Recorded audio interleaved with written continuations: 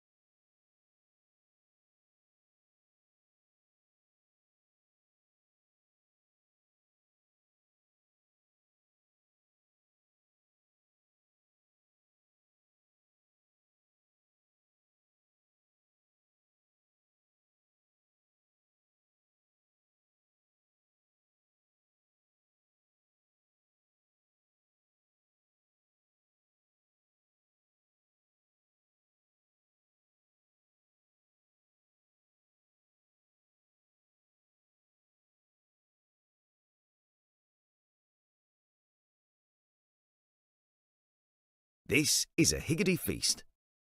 There's plenty of this, and these as well. We top it like this, and bake it like that. Higgity. Baked generously.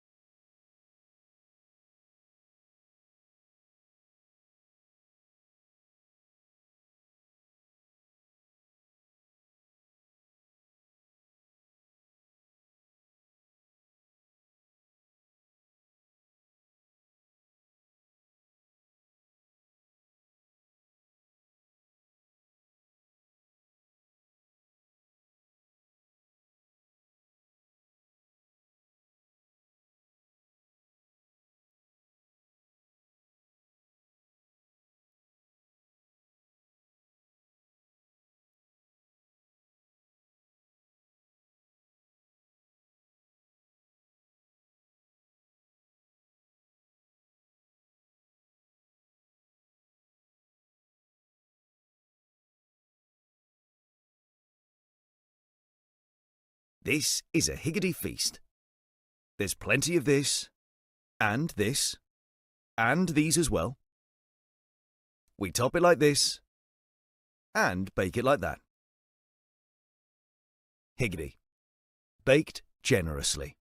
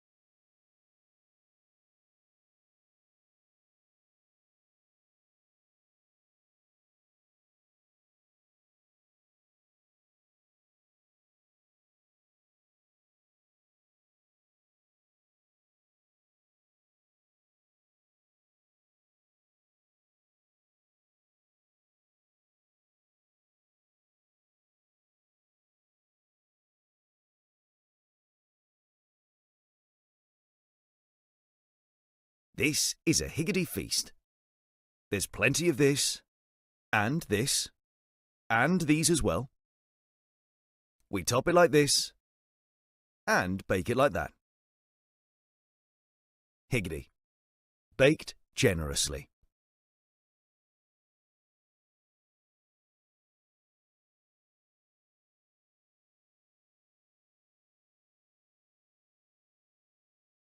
Somerset with a great start to the competition. Yeah, absolutely thrashed Hampshire. Yeah, and some.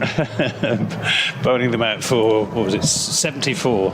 Yeah. And which was their lowest ever score. Sorry?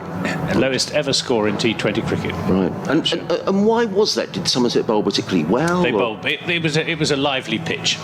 It was quick and bouncy, and it did quite a bit off the seam early on. Craig Overton, who I spoke to afterwards, said he thought that it would settle down as the game wore on, and the fact that Somerset knocked off the 75 they needed inside 10 overs for the loss of just 2 wickets suggests that it wasn't a complete minefield, which Hampshire were sort of trying to claim, saying that it was almost unplayable. But the opening bowling, especially combination of Craig Overton and Matt Henry, is a really potent spearhead that Somerset have got to their attack now, and they've got good backup bowlers as well. And Peter Siddle, for example. Yeah, well, it's not bad. It's not bad, is it? Would it be unkind to say, because every year we get to T20, and every year I think Somerset are going to win it. Would it be unkind to say Somerset are always the nearly men of T20? Yeah, we've underperformed, there's no doubt. I mean, we won it back in 2005 and have been in finals day twice in the last 4 years, losing once in the final and once in the semi-final, and we haven't done ourselves justice on finals day. I mean, last season it was a sort of triumphant qualifying spell, but when it came to it, we were up against Hampshire in the semi-final, and they beat us really quite comfortably. Tell us about the Somerset side tonight. Any changes at all from the other night, or did you go as well? They will be unchanged from the side that beat Hampshire by 8 wickets, which means they will bat Tom Banton and Will Smead to open, Tom Kohler-Cadmore at 3, Tom Abel, Tom Lammonby, Lewis Gregory, Ben Green, Roloff van der Merwe, who won the game for Somerset last time these two sides played here at Hove, Craig Overton, Matt Henry and Peterson. In terms of the Sussex side, and I'm indebted to Bruce Talbot, who's been covering cricket here at Sussex for many a long year, and he just said to me that there are just 3 players remaining in the Sussex side from the last game of last season in T20. So it just goes to tell you what change there's been here at Hove over the winter months and going into this first T20 game. So the Sussex side: Tom Clark, Ali Orr, Tom Alsop batting at 3, Ravi Bopara the skipper, Shadab Khan, the Pakistan all-rounder, Michael Burgess, who returned to club. Real surprise, Anthony, but Michael Burgess coming back. Paul Farbrace would know him from his days at Warwickshire, so he's back in the side. He was in the Sussex side that reached finals day in 2018, but then left pretty soon afterwards and went to Edgbaston. James Coles, George Garton, Finn Hudson-Prentice, Nathan McAndrew, who is the second overseas, who's been left out in recent weeks in the Championship because Steve Smith has been here, and Tamal Mills. So I'm just thinking of the 3. I didn't ask Bruce who the 3 were, so I think they would be Ravi Bopara, I'm thinking Ali Orr, and I'm thinking Tom Alsop. From last season. Oh, right, okay, so there we are. So they're the 3. So I got it wrong. I need to do my homework. Bruce has done his. So the crowd filling up. I was told actually out in the middle that there was only a couple of 100 tickets left for sale this evening, and you know they may well have been snapped up by people who may be coming up for you know, on a lovely evening, bank holiday weekend. I mean, they have to get a move on, aren't they? Because there's only 5 minutes to go until the game starts, and we'll be underway. Lewis Gregory won the toss. Somerset have decided to bat first. I just wonder what's I thought they were going to bowling first. Yeah, what's the thinking behind that? Carrying on where they were the other night, or? I think it worked very well against Hampshire. I think they will back their attack to take early wickets, and they fancy themselves to chase down whatever target they have to chase down. I mean, they bat down to number 10, Somerset. They've got tremendous stroke makers in the likes of Smead and Banton to open up. Tom Kohler Cadmore smashes it. He smashes it in the county championship and hit one of the fiercest straight drives I've ever seen at Taunton. It would reach the straight boundary in a nanosecond, and it was just as well there wasn't a fielder in the way of it. He's sort of done the rounds at Tom Kohler, because he was at Worcestershire, then he went to Yorkshire, and then down to. He was at school at Malvern College, and hence the Worcestershire, and then he got caught up in that WhatsApp group thing with Clark and co. And so he went up to Yorkshire, but decided that he wanted to come down to Somerset, I think for family reasons as much as anything. And he got 135 in the Championship against Northants in no time at all. And you know, he's a force of nature if he gets going. He plays T20 cricket all around the world. He's got a list of franchise that he's played for in the last couple of years, as long as your arm. And if he gets going, he can score runs very, very quickly, even against what I think is Sussex's real strength, which is their attack. Which is bowling. It's a tremendous-looking attack, isn't it? Yeah, it is. You know, spearheaded by Tamal Mills, who looks really fit. I was watching him warming up a little earlier on. Nathan McAndrew, I presume, will open the bowling or will bowl around him. Finn Hudson-Prentice, George Garton, Shadab Khan will, of course, bowl his leg spin. James Coles is an option as well. So there are options around there. And Ravi Bopara himself. I got to the ground actually really early today, and Ravi Bopara was already out in the middle doing some bowling. So there is plenty of options as far as Sussex are concerned, bowling wise. I'm sure you've been asked this before, Anthony. Tell us a little bit about Will Smead. I mean, obviously, you know, we know he's a tremendous white ball player. Is it disappointing that you don't see him playing any red ball county championship cricket? Yeah, it is disappointing. I mean, he, as a schoolboy, from about the age of 10, which is when he started playing for the Somerset age groups,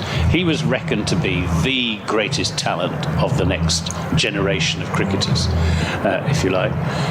But he's been given plenty of chances to score runs in red ball cricket in the second 11 and hasn't taken them. And he can't force his way into the first team for the county championship.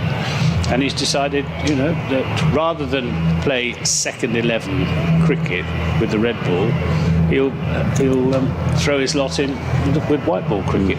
Whether it's a sensible move or not, I don't know. I rather hope that he'll change his mind at some stage and come back into red ball contention, because apart from anything else, he looked pretty rusty on Wednesday evening, because he hasn't, apart from club cricket, he hasn't had the chance to play any top level cricket in the run up to this year's Blast. And he is such a talented cricketer. I cannot believe that he could not make it in red ball cricket given the opportunities and with the right mindset. And he has got the right mindset. He's a very bright lad, is Will Smead. He was actually born in Cambridge, but he is Somerset through and through, and it would be great to see him turning out for Somerset in all forms.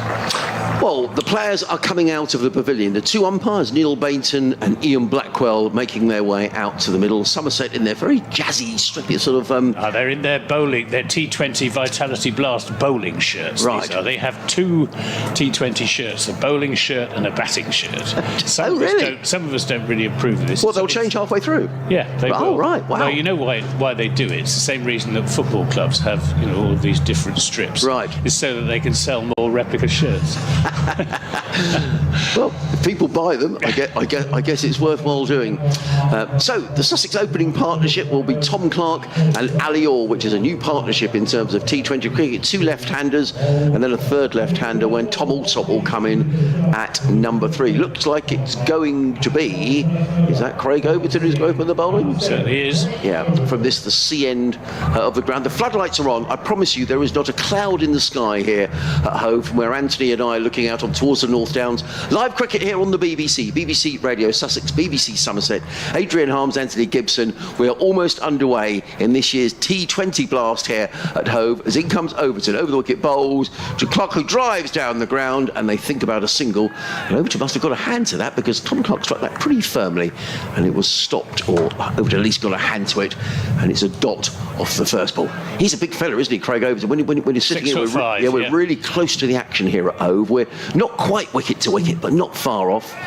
And I know some counties have, sort of synthetic pitches, don't they, to a certain degree. Yeah, this is not one of these. It's a grass wicket, as in comes Overton and bowls, and down the leg side, and that'll be the first wide, signalled by umpire Blackwell. So Sussex are on their way here at Hove. I was hearing there weren't that many tickets available. Looking out at the ground, there seem to be a lot of spare seats. So I don't know if it's people who are leaving a little late to come in. The Cricketers Pub, which is at the entrance to the ground, there's been a big redevelopment here at Hove with some apartments, and the pub has reopened. So whether people are in the pub finishing up their pints, we'll see. In comes Overton, over the wicket bowls, and Clark drives firmly through the offside. Lovely looking shot by Tom Clark, and that's going to be 4 runs. But it just goes to show how quick the outfield is at home, because he just caressed that through the covers, beautifully played, and the ball runs away down the hill here at Hove. No chance of the fielders cutting that off. Is this Tom Clark's debut in T20 cricket? What a very good question, and I ought to know that. I think it might be. I'm sure. Well, a lovely shot. I mean, certainly,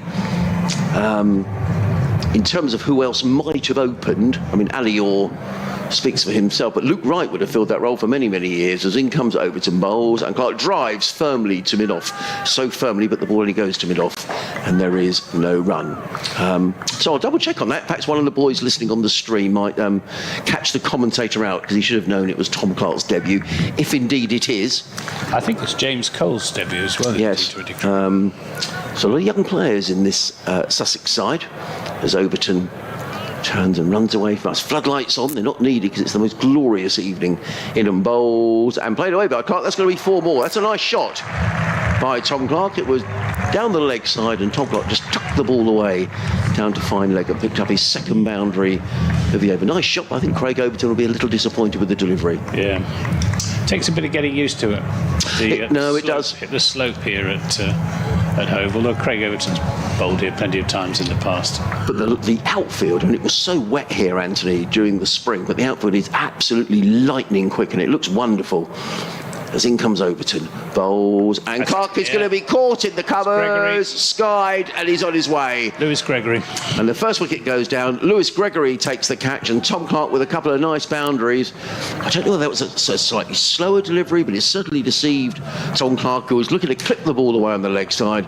He got a big leading edge, the ball ballooned in the air. So 2 boundaries and a wicket goes down, and Lewis Gregory take the simplest of catches, just trotting in from mid-off. So a blow for Sussex, losing a wicket in the first over, but Overton coming back well from those 2 boundaries. Well, that wicket rather redeemed the rest of the over, didn't it? which wasn't a great over from Craig Overton, but maybe it just stopped in the pitch, and Tom Clark threw the shot too early, leading edge, and the simplest of catches for very happy captain Lewis Gregory, who's taken over from Tom Abel as captain of the T20 side, the blast side for Somerset, so that Tom can concentrate on the championship. And he's also club captain, is Tom Abel, so he's got quite enough on his plate as it is. And Lewis Gregory, of course, very experienced captained the Trent Rockets to victory in the 100 last season. Overton in again, bowls to Allsop, who plays us away through the onside. I lost track of that for a moment, but it was clipped away through mid-wicket, and Tom Allsop picks up a boundary off his first ball. So an expensive opening over from Craig Overton. Nonetheless, he's picked up the wicket of Tom Clark. But at the end of the opening over, the Sussex Sharks, having been asked to bat here this evening by Somerset, are 13 for 1, with Allsop on 4 and Ali Orr, who's yet to face a ball, but knows Somerset well after that innings down at Taunton last year. Somerset know Ali Orr rather too well. He got 206 in 50 overs. I would imagine, though, Anthony, that not many of this team, with all due respect, were playing in that game. Ben Green would have been playing. Ben Green captains Somerset in 50 over cricket, and he'll have a part to play here. All-rounder, medium pacer, hard-hitting batsman. But we're going to have some serious pace. For the first time today, there'll be more serious pace to come from Timol Mills later on, and George Garton, of course, but Matt Henry is quick, and he's in now from the Cromwell Road end and bowls to Orr, who pushes that into the offside. There's a shy at the stumps, which, had it hit, might have been close. Might have been close, but Ali Orr is safely home. He's a terrific signing for Somerset, Matt Henry. I just think he's such a good cricketer in all formats of the game. He is. Really good signing. Have you got him for the summer or just for the T20s? Or? No, we've got him for up until the end of the blast. I think he's going to play 7 county championship matches. Oh, tremendous. Well, that's a great signing. Nice guy as well. Yeah. Here he's in now, bowling to Allsop, who pushes this into the offside, and there won't be a run. I spoke to him last year. He was down here with the New Zealand tourists. There was a 4-day game here in advance of the Test match series, and he came and spoke to us after one of the evening's play. And I mean, those cricketers are nice people, aren't they? But I just thought he spoke really well, and did particularly well for Kent as well during his time down at Canterbury. Here he comes again. Down the hill, in bowls to Allsop. That's up in the air. No, it's just drops short of Lewis Gregory. Again, at leading edge, and they're going to have a chat. The 2 batsmen just touch gloves, but that was so nearly a catch again to Lewis Gregory. Just deceived him, didn't it? Again, I just wonder whether it did get stuck in the pitch slightly. That's 2 shots we've seen that haven't been timed.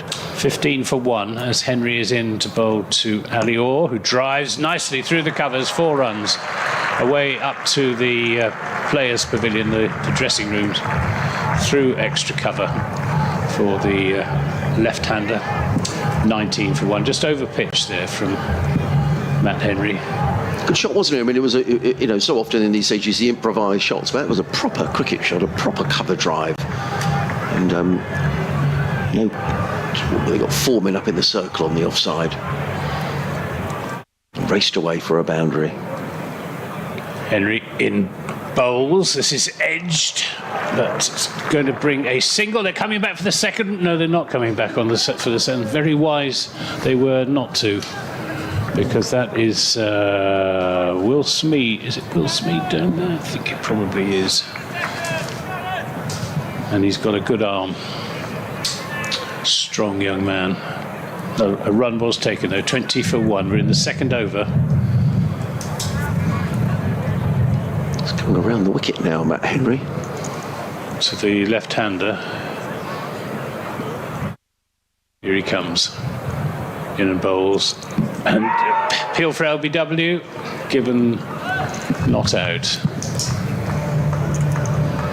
And that's the end of the second over, 20 for 1. So an eventful start to what I think is going to be a pretty close game. What's the sort of par score here at... Well, that's a really good question, and I don't think it's quite as many as you might think. I mean, it's a relatively small ground, and you'd think par may be sort of 180, 190, but quite often you see sides scoring 160 and then sides struggling to score them. But I think tonight this looks like a good track.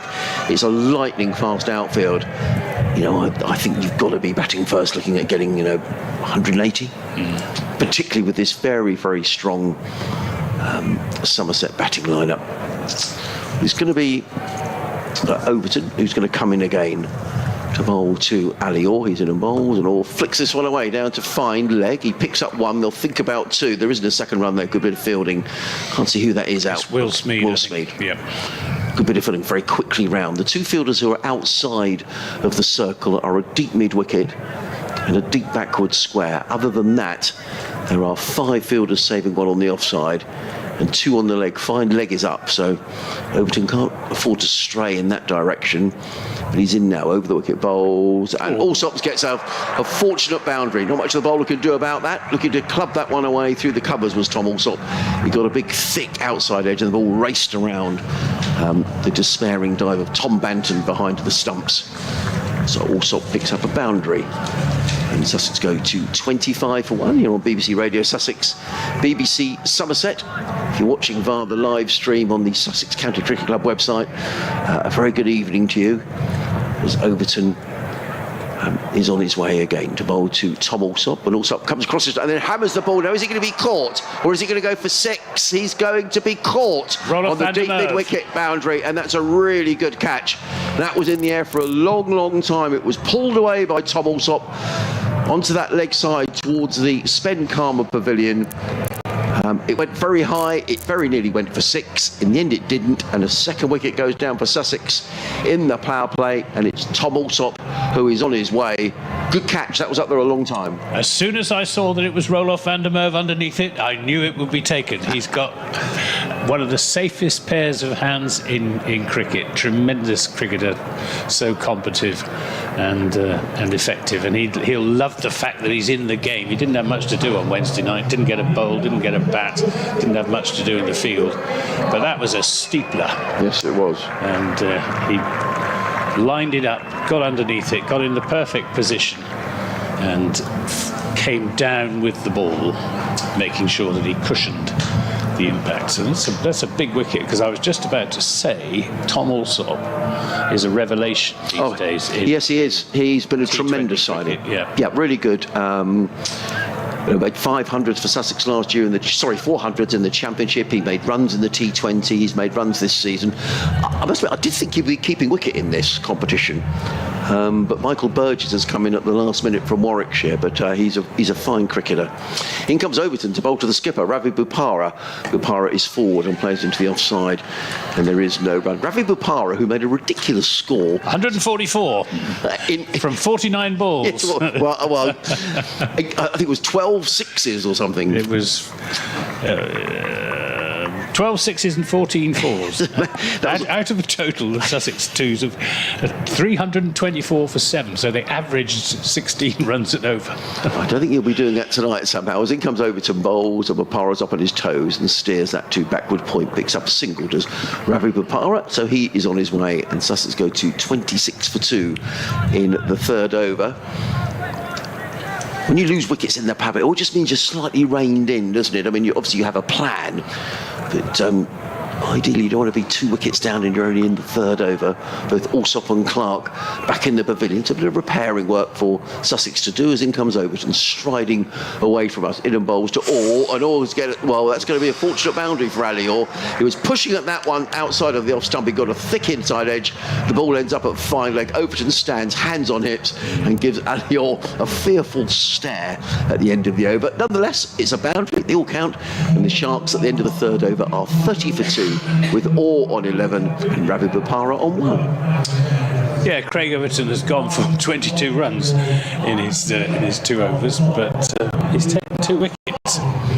And Somerset will be very happy They will. about that, because would it be fair to say that this isn't the strongest or longest batting side that Sussex have put in the field? Yeah, I'm looking.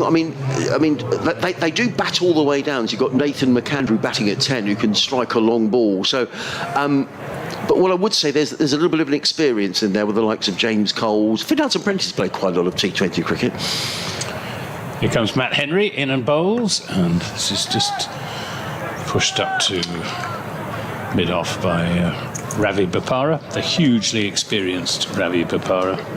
This is his 440th game of T20 cricket. I'm impressed by all your research, Anthony. Wow. Yeah, and he won't be fazed by this, as you say. He won't.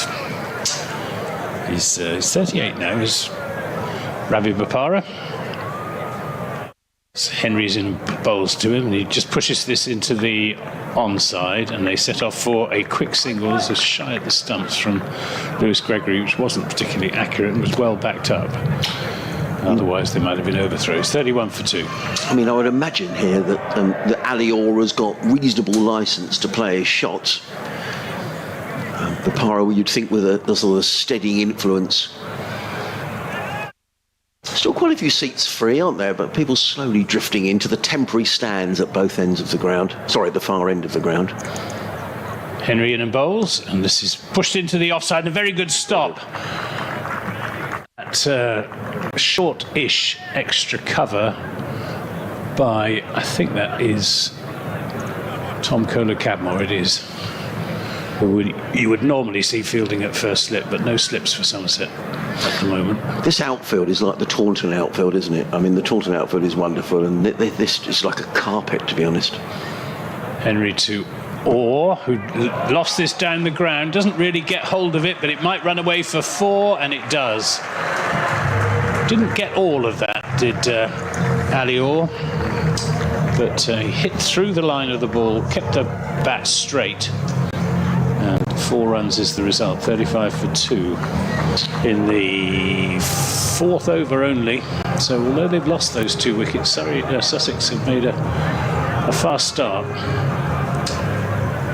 And Ali Orr already looking dangerous. This is edged and gone past Will Smead, who's at short third man, down to the boundary in a flash. 39 for 2. You certainly get value for your shots here, don't you? Yes, you do. And Ali Orr, who sort of broke into the T20 side last year, had a wonderful 50 over competition, as we know. But with respect to the Somerset lads who played this is a completely different Somerset side. But good start from Ali. There's Henry in bowls. He attempted Yorker, and that's gone for 4 as well. As he opened the face on that, did Ali Orr, and the Yorker turned into more of a long half volley, and he took full toll of it. So it's another expensive over. So 43 for 2 in only 4 overs. And the trouble with bowling fast is the faster you bowl it, the faster it goes off the bat. Oh, that's true. And both Craig Overton and Matt Henry have suffered for that so far. You've got to be absolutely, completely accurate if you're going to bowl quick. So 13 off that over from Matt Henry. So change of bowling at the C end of the ground. And it is going to be... is this Peter Siddle? It certainly is. It is. He's running away from us up the hill. For those of you who don't know, Hove, he's in and bowls to Ravi Bopara, who steers us into the offside, and there is no run. There's quite a slope, particularly for our listeners or people who are watching down in Somerset, from the end where Anthony and I are commentating from, up the hill, away from the sea. The sea is about 500 yards directly behind us. So Siddle is bowling up the hill. The 2 fielders who've got outside of the circle are a very deep backward point and a deep square leg who's shielding his eyes against the sun. As in comes Siddle, racing in bowls, and Bopara hammers this one away on the leg side. That's 4 runs. Lovely pick up by Ravi Bopara, who was in the slot pitching around middle and leg. Bopara just helped the ball over mid-wicket for 4 runs. And once the ball goes past the infield at Hove, particularly down the slope, it's very, very difficult to cut the ball off. So Bopara goes to 6, Sussex to 47 for 2. So made a good start here of the Sussex Sharks. Now a change in the field. The deep backward point is coming up to an orthodox point, saving 1, and there's now a deep mid-wicket looking to cut that shot off. As in comes Siddle over the wicket bowls, and Bopara's driving into the onside. He didn't quite time that. They picked up 1. They'll think about 2, but the second run isn't there. And a very good bit of fielding down below us. Is that Lewis Gregory It again? is, yeah. Who was very quickly across. Good bit of fielding. He took a straightforward catch to dismiss Tom Clark for 8. The catch from... They're showing as a caught and bowled on the BBC website. I don't know why it's showing that, because it certainly wasn't a caught and bowled. Tom Alsop, he was caught by Van der Verve on the deep mid-wicket, with some effort to have caught and bowled that. In comes Siddle again, bowls to Orr, who looks to thump that one down the ground and right up in the block hole. Good delivery by Peter Siddle. Yeah, that was the Yorker he was aiming for. Yeah, all looking to thump that one away down the ground. Fielded off his own bowling. All counties will be delighted, Anthony, that we've got this fantastic weather to start the T20, because it's such a huge financial thing for clubs to make sure they fill their grounds for T20 cricket. So everyone will be delighted about that as Siddle is in bowls. And that's down the leg side, and that will be signalled a wide. Good take by Tom Banton, but it was way down the leg side.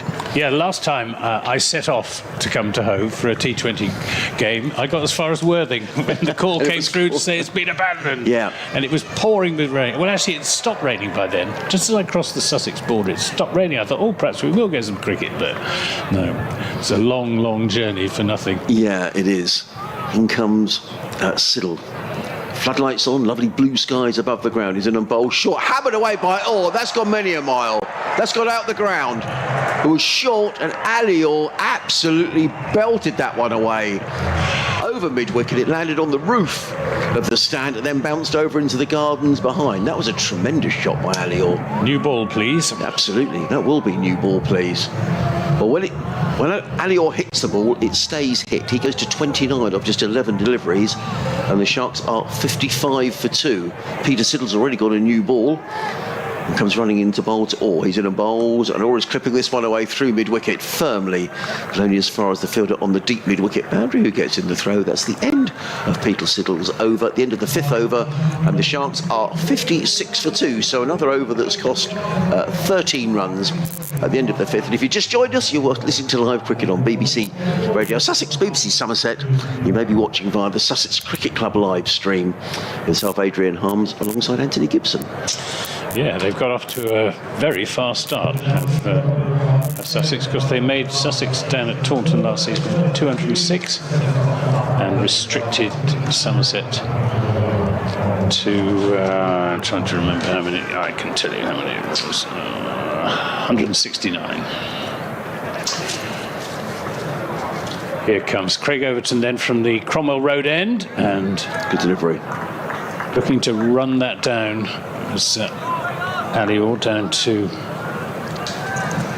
third man, because there isn't a third man. We're in the 5th over. The fielders out both on the leg side at deep backward square leg and deep mid wicket. So Overton needs to bowl straight, not offer anything too much outside the off stump. They're going to pick up a single here as Lama becomes sprinting in to do the fielding. Good bit of fielding that, keeping them down just to 1, 57 for 2. Yeah, so we were saying earlier about the big changes in the Sussex side over the winter months. I say only 3 survivors, the team that played Hampshire in the last T20 last season: Ali Orr, Ravi Bopara and George Garton. Here's Overton to Bopara. This is swung away, that's 6 more. Just onto the... It's into that little balcony next to the scoreboard. Yeah, it is. So the scoreboard. Yeah, and the scorers are up there on the top deck. So there's just a few people standing there underneath where the scorers are. Nearly landed in Polly Rhodes' lap. It just flicked away by Bopara. It was all in the timing, wasn't it? Beautifully played. Well, he's bowling the wrong line, Craig Overton. To the right-hander, he's got to keep it outside the off stump. This is just dropped into the onside for a comfortable single with Kohler Cadmore back on his heels, right on the edge of the fielding circle. I think 64 for 2. Yeah, I think Sussex will have settled for this in the power play. But as I say, it's a lightning fast outfield. Not the biggest boundaries here at Hove. Overton, who's been expensive. He's in now bowling to Orr, and this time he gets it right. Overton himself goes charging away to pick the ball up, make sure they don't try and steal a second, so it's just a single. 65 for 2. Orr on to 32 from just 15 deliveries. Just looking at the scoreboard away to our right, and we've got the flags of both counties. The Somerset flag is a huge It's enormous. flag, isn't it? Polly Rhodes made it during the winter. Oh, it's amazing. I looked at it earlier. She actually made 2, a home flag and an away flag. Well, it's probably twice the size of the Sussex flag, at least. It's the biggest flag on the circuit. We're very proud of it.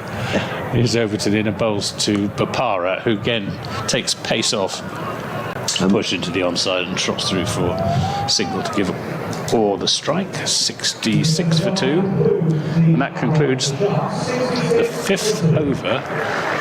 So Sussex are going along at exactly 11 runs and over, which is about 5 runs and over more than Somerset would have been bargaining for. Just for the benefit of our Sussex listeners, tell us who Polly Rhodes is. Polly Rhodes is the Somerset scorer. Right, okay. Oh, so I'd have met Polly down at Taunton. Will, yeah, Oh, right. yeah. And she made it. She made 2. Wow. And they are both enormous. They're identical, but Well, it looks fantastic. I mean, it's fluttering away to our right-hand side. The Sussex flag is considerably smaller. It's the clock tower scoreboard on that side of the ground. It's going to be Lewis Gregory, who's going to come into bowl the 7th over of innings. He's bowling to Ravi Bupara. He's in a bowl. Bupara drives firmly down the ground. It's going to be cut off by Craig Overton, literally down below. So just a single to Bupara. He goes to 16. Sussex 67 for 2 in the 7th over. This opening match of the T20 for Sussex. Somerset already with a very convincing win over last year's winners, Hampshire, down at Taunton earlier on in the week.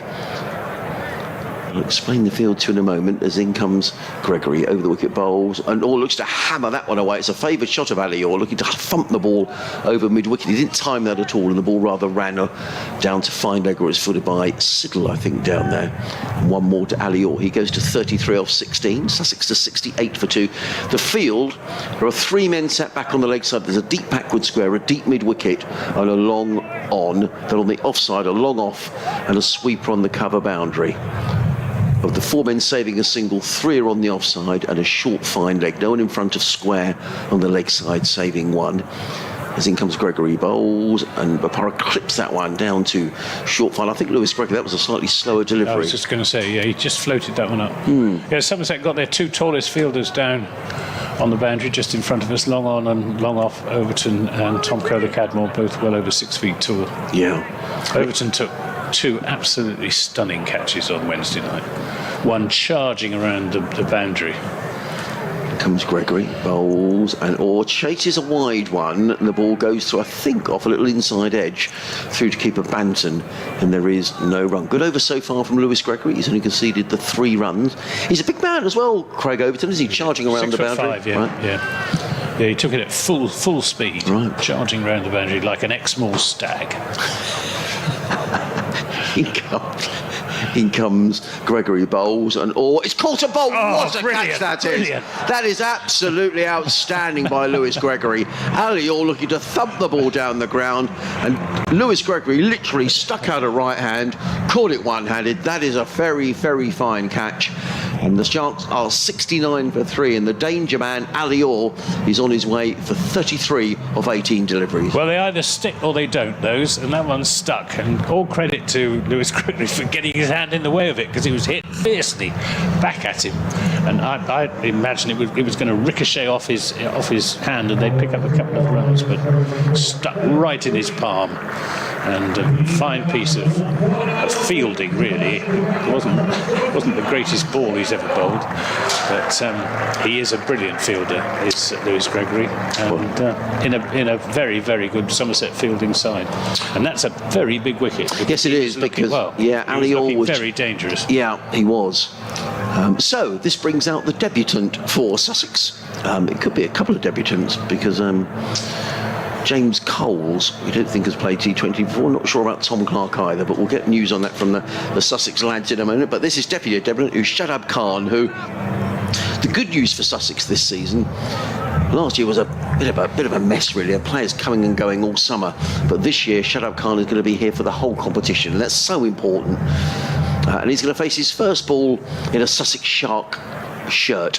As in comes Gregory bowls, and Shadab just plays that 2 backward point. There is no run. That's a very fine over by Lewis Gregory. He's just conceded the 3 runs and picked up the wicket of Ali Orr. So at the end of the 7th over, the Sussex Sharks are 69 for 3. Ravi Bopara is on 17, and Shadab Khan yet to score. And it's good to see Lewis Gregory looking fit and bowling well, because he's had this long-standing back problem which kept him out from bowling for the latter part of last year's county championship season, and Somerset really suffered as a result of that without Lewis Gregory. And he couldn't bowl. Yes, he did bowl on finals day, but he certainly wasn't himself. So we've got Roelof van der Merwe, Roller, Bulldog, as they call him. Really? Yeah. He's got a bulldog nature.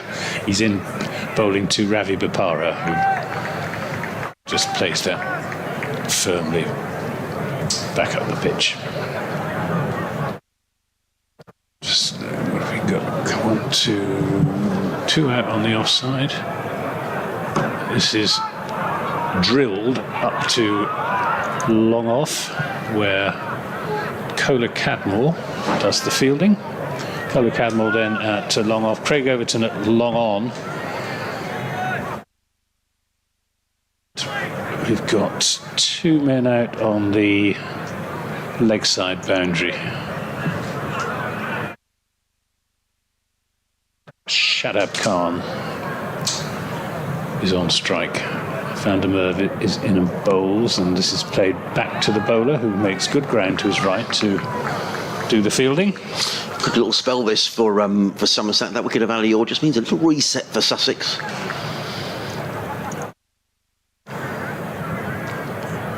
Bowling his slow left arm from the Cromwell Road end, and Shadab Khan back on his stumps.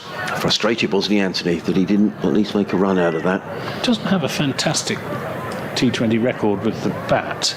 Averages 18.4 at a strike rate of 136. He pushes this one up to Craig Overton at long on for a single. 71 for 3, and that's Shadab Khan off the mark. I like the way they've got him on the scoreboard to our left as Khan. Yes.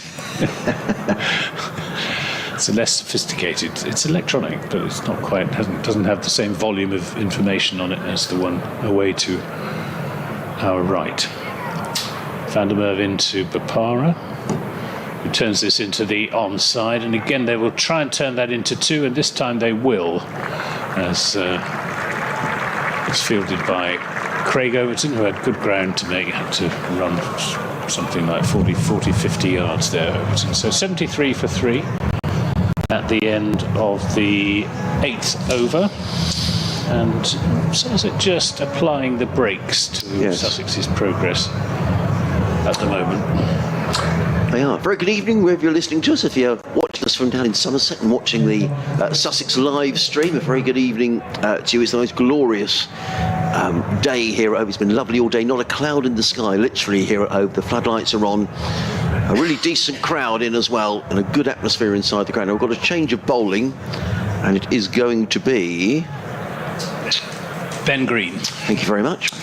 Who's coming in to bowl to Shadab Khan, who works it onto the leg side. They've taken 1. There won't be 2 there because in very quickly from the deep mid-wicket boundary. That's Lammonby. Is Tom Lammonby, gets in the throw. Left-handed throw. Very good fielder. Shadab Khan goes to 2.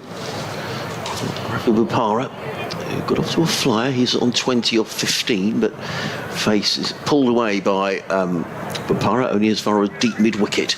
And again, it's only a single for a lot of the ground here at Hove. It's either 1 or 4, to be honest.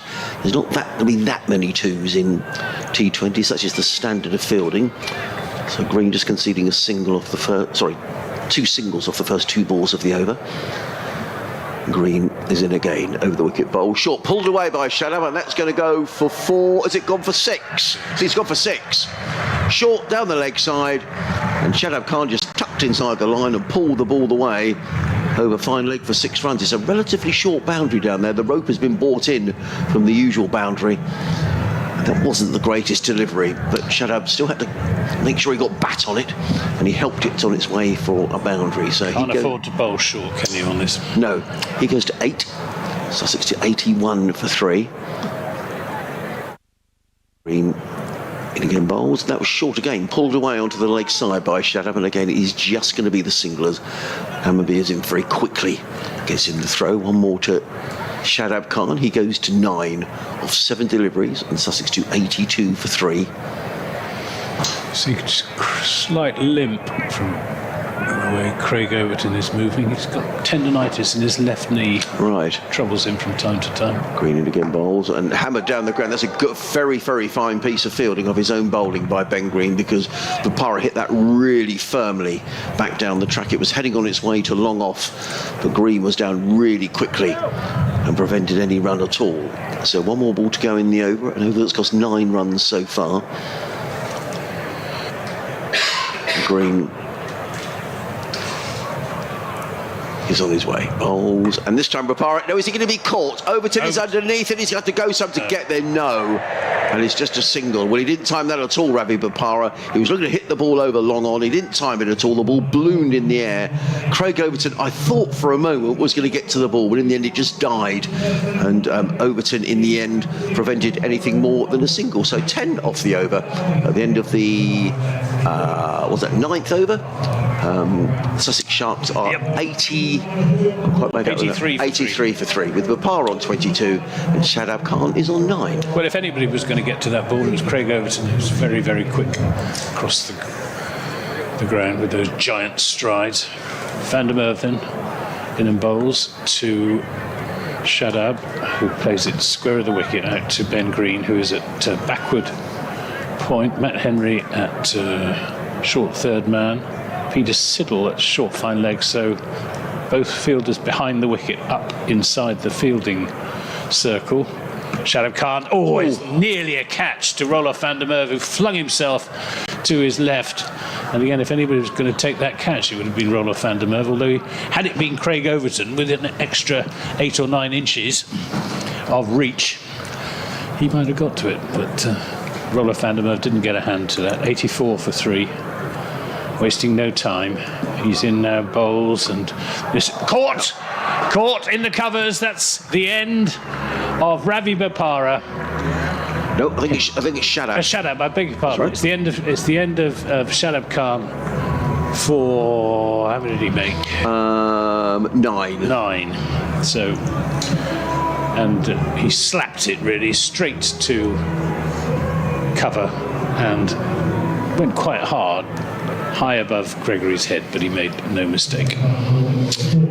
So that's 84 for 4 now. So good runs for Sussex, but they're losing wickets at regular intervals.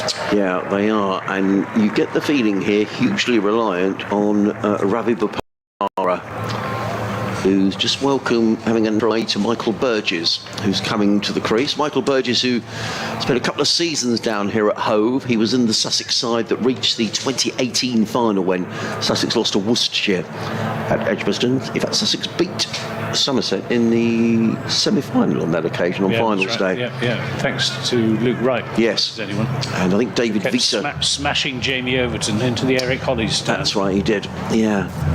Wonderful memories of Luke Wright, who part of the England selection. He is the selector. He is. Good choice, I would say. Yeah, absolutely.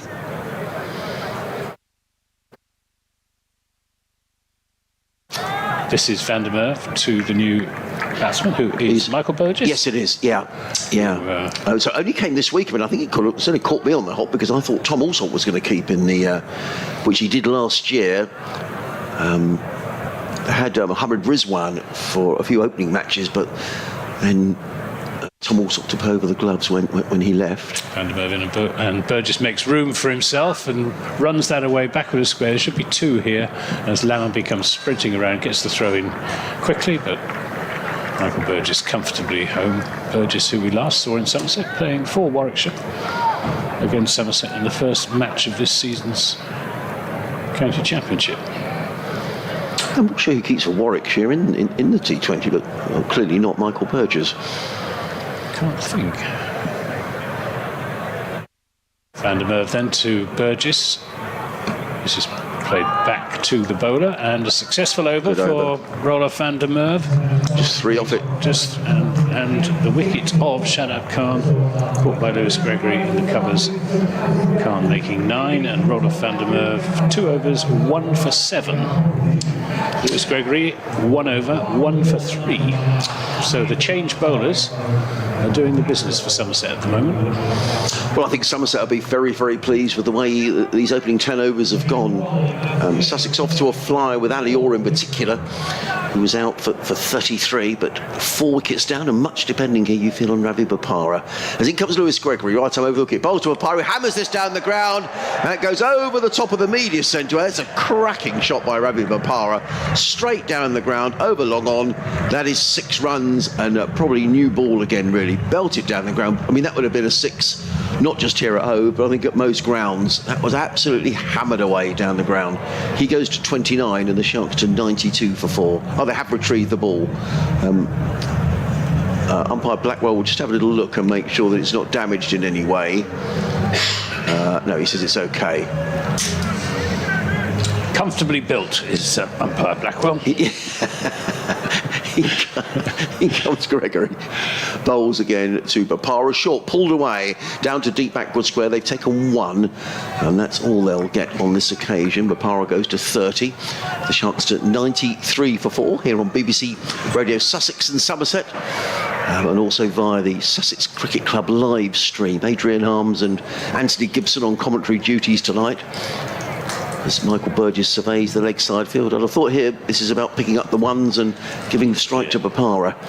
As in comes Gregory, bowls, and Burgess plays that one to short fine leg. They've taken a single. Oh, well, it was thrown at the strikers end. In fact, had it been thrown to the non-strikers, then Burgess, I think, might have been struggling. As it was, the throw came in. Bopara had to dive, but I suspect he was probably home. But it shows how keen Bopara is to get the strike here, Anthony. He was racing down. The ball was played to short fine leg. Matt Henry with the throw. Gregory sets off again. The bowl to Bopara, and Bopara flicks this one down to deep backward square. They've taken 1. They'll think about 2, but there isn't a second there, as so often is the case at home. It's either 1 or it's 4. And a good bit of fielding out there in the deep by. Who's that all the way out there? Will Smead. Right, losing very quickly. Prevented anything more than a single. So Burgess back on strike. Bopara is on 31 of 23 deliveries. Sussex 95 for 4.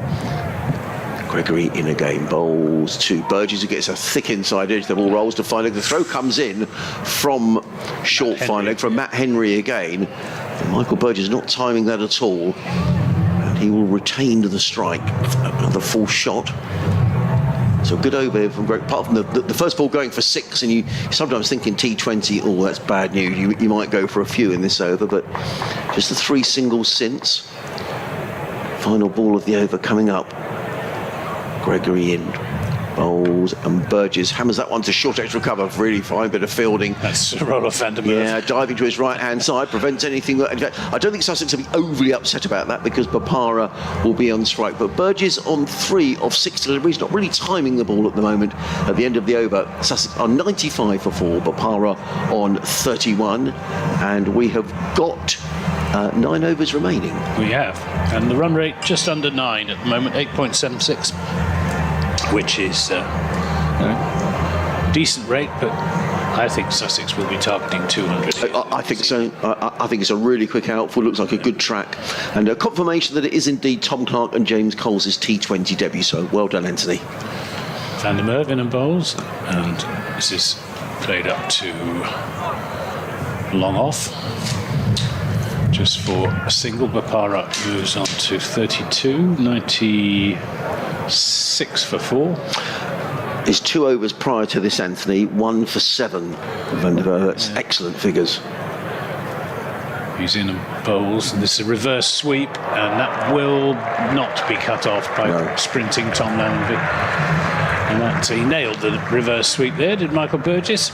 And when it's middled, it's a very effective shot, especially with third man up inside the fielding circle. Matt Henry.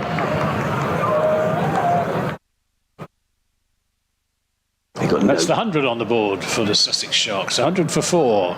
This is played into the offside, and Lewis Gregory, the captain, is there. Doesn't feel it cleanly as he gets a bad bounce off the matting that's protecting a future wicket.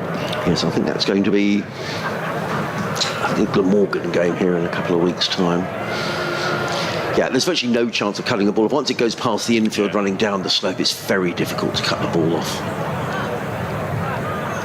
Van der Merwe in and bowls, and another reverse sweep, but this time it's hit straight to Ben Green at backward point, who makes a good stop, because that too was well middled by Michael Burgess, who's on 7. 100 for 4.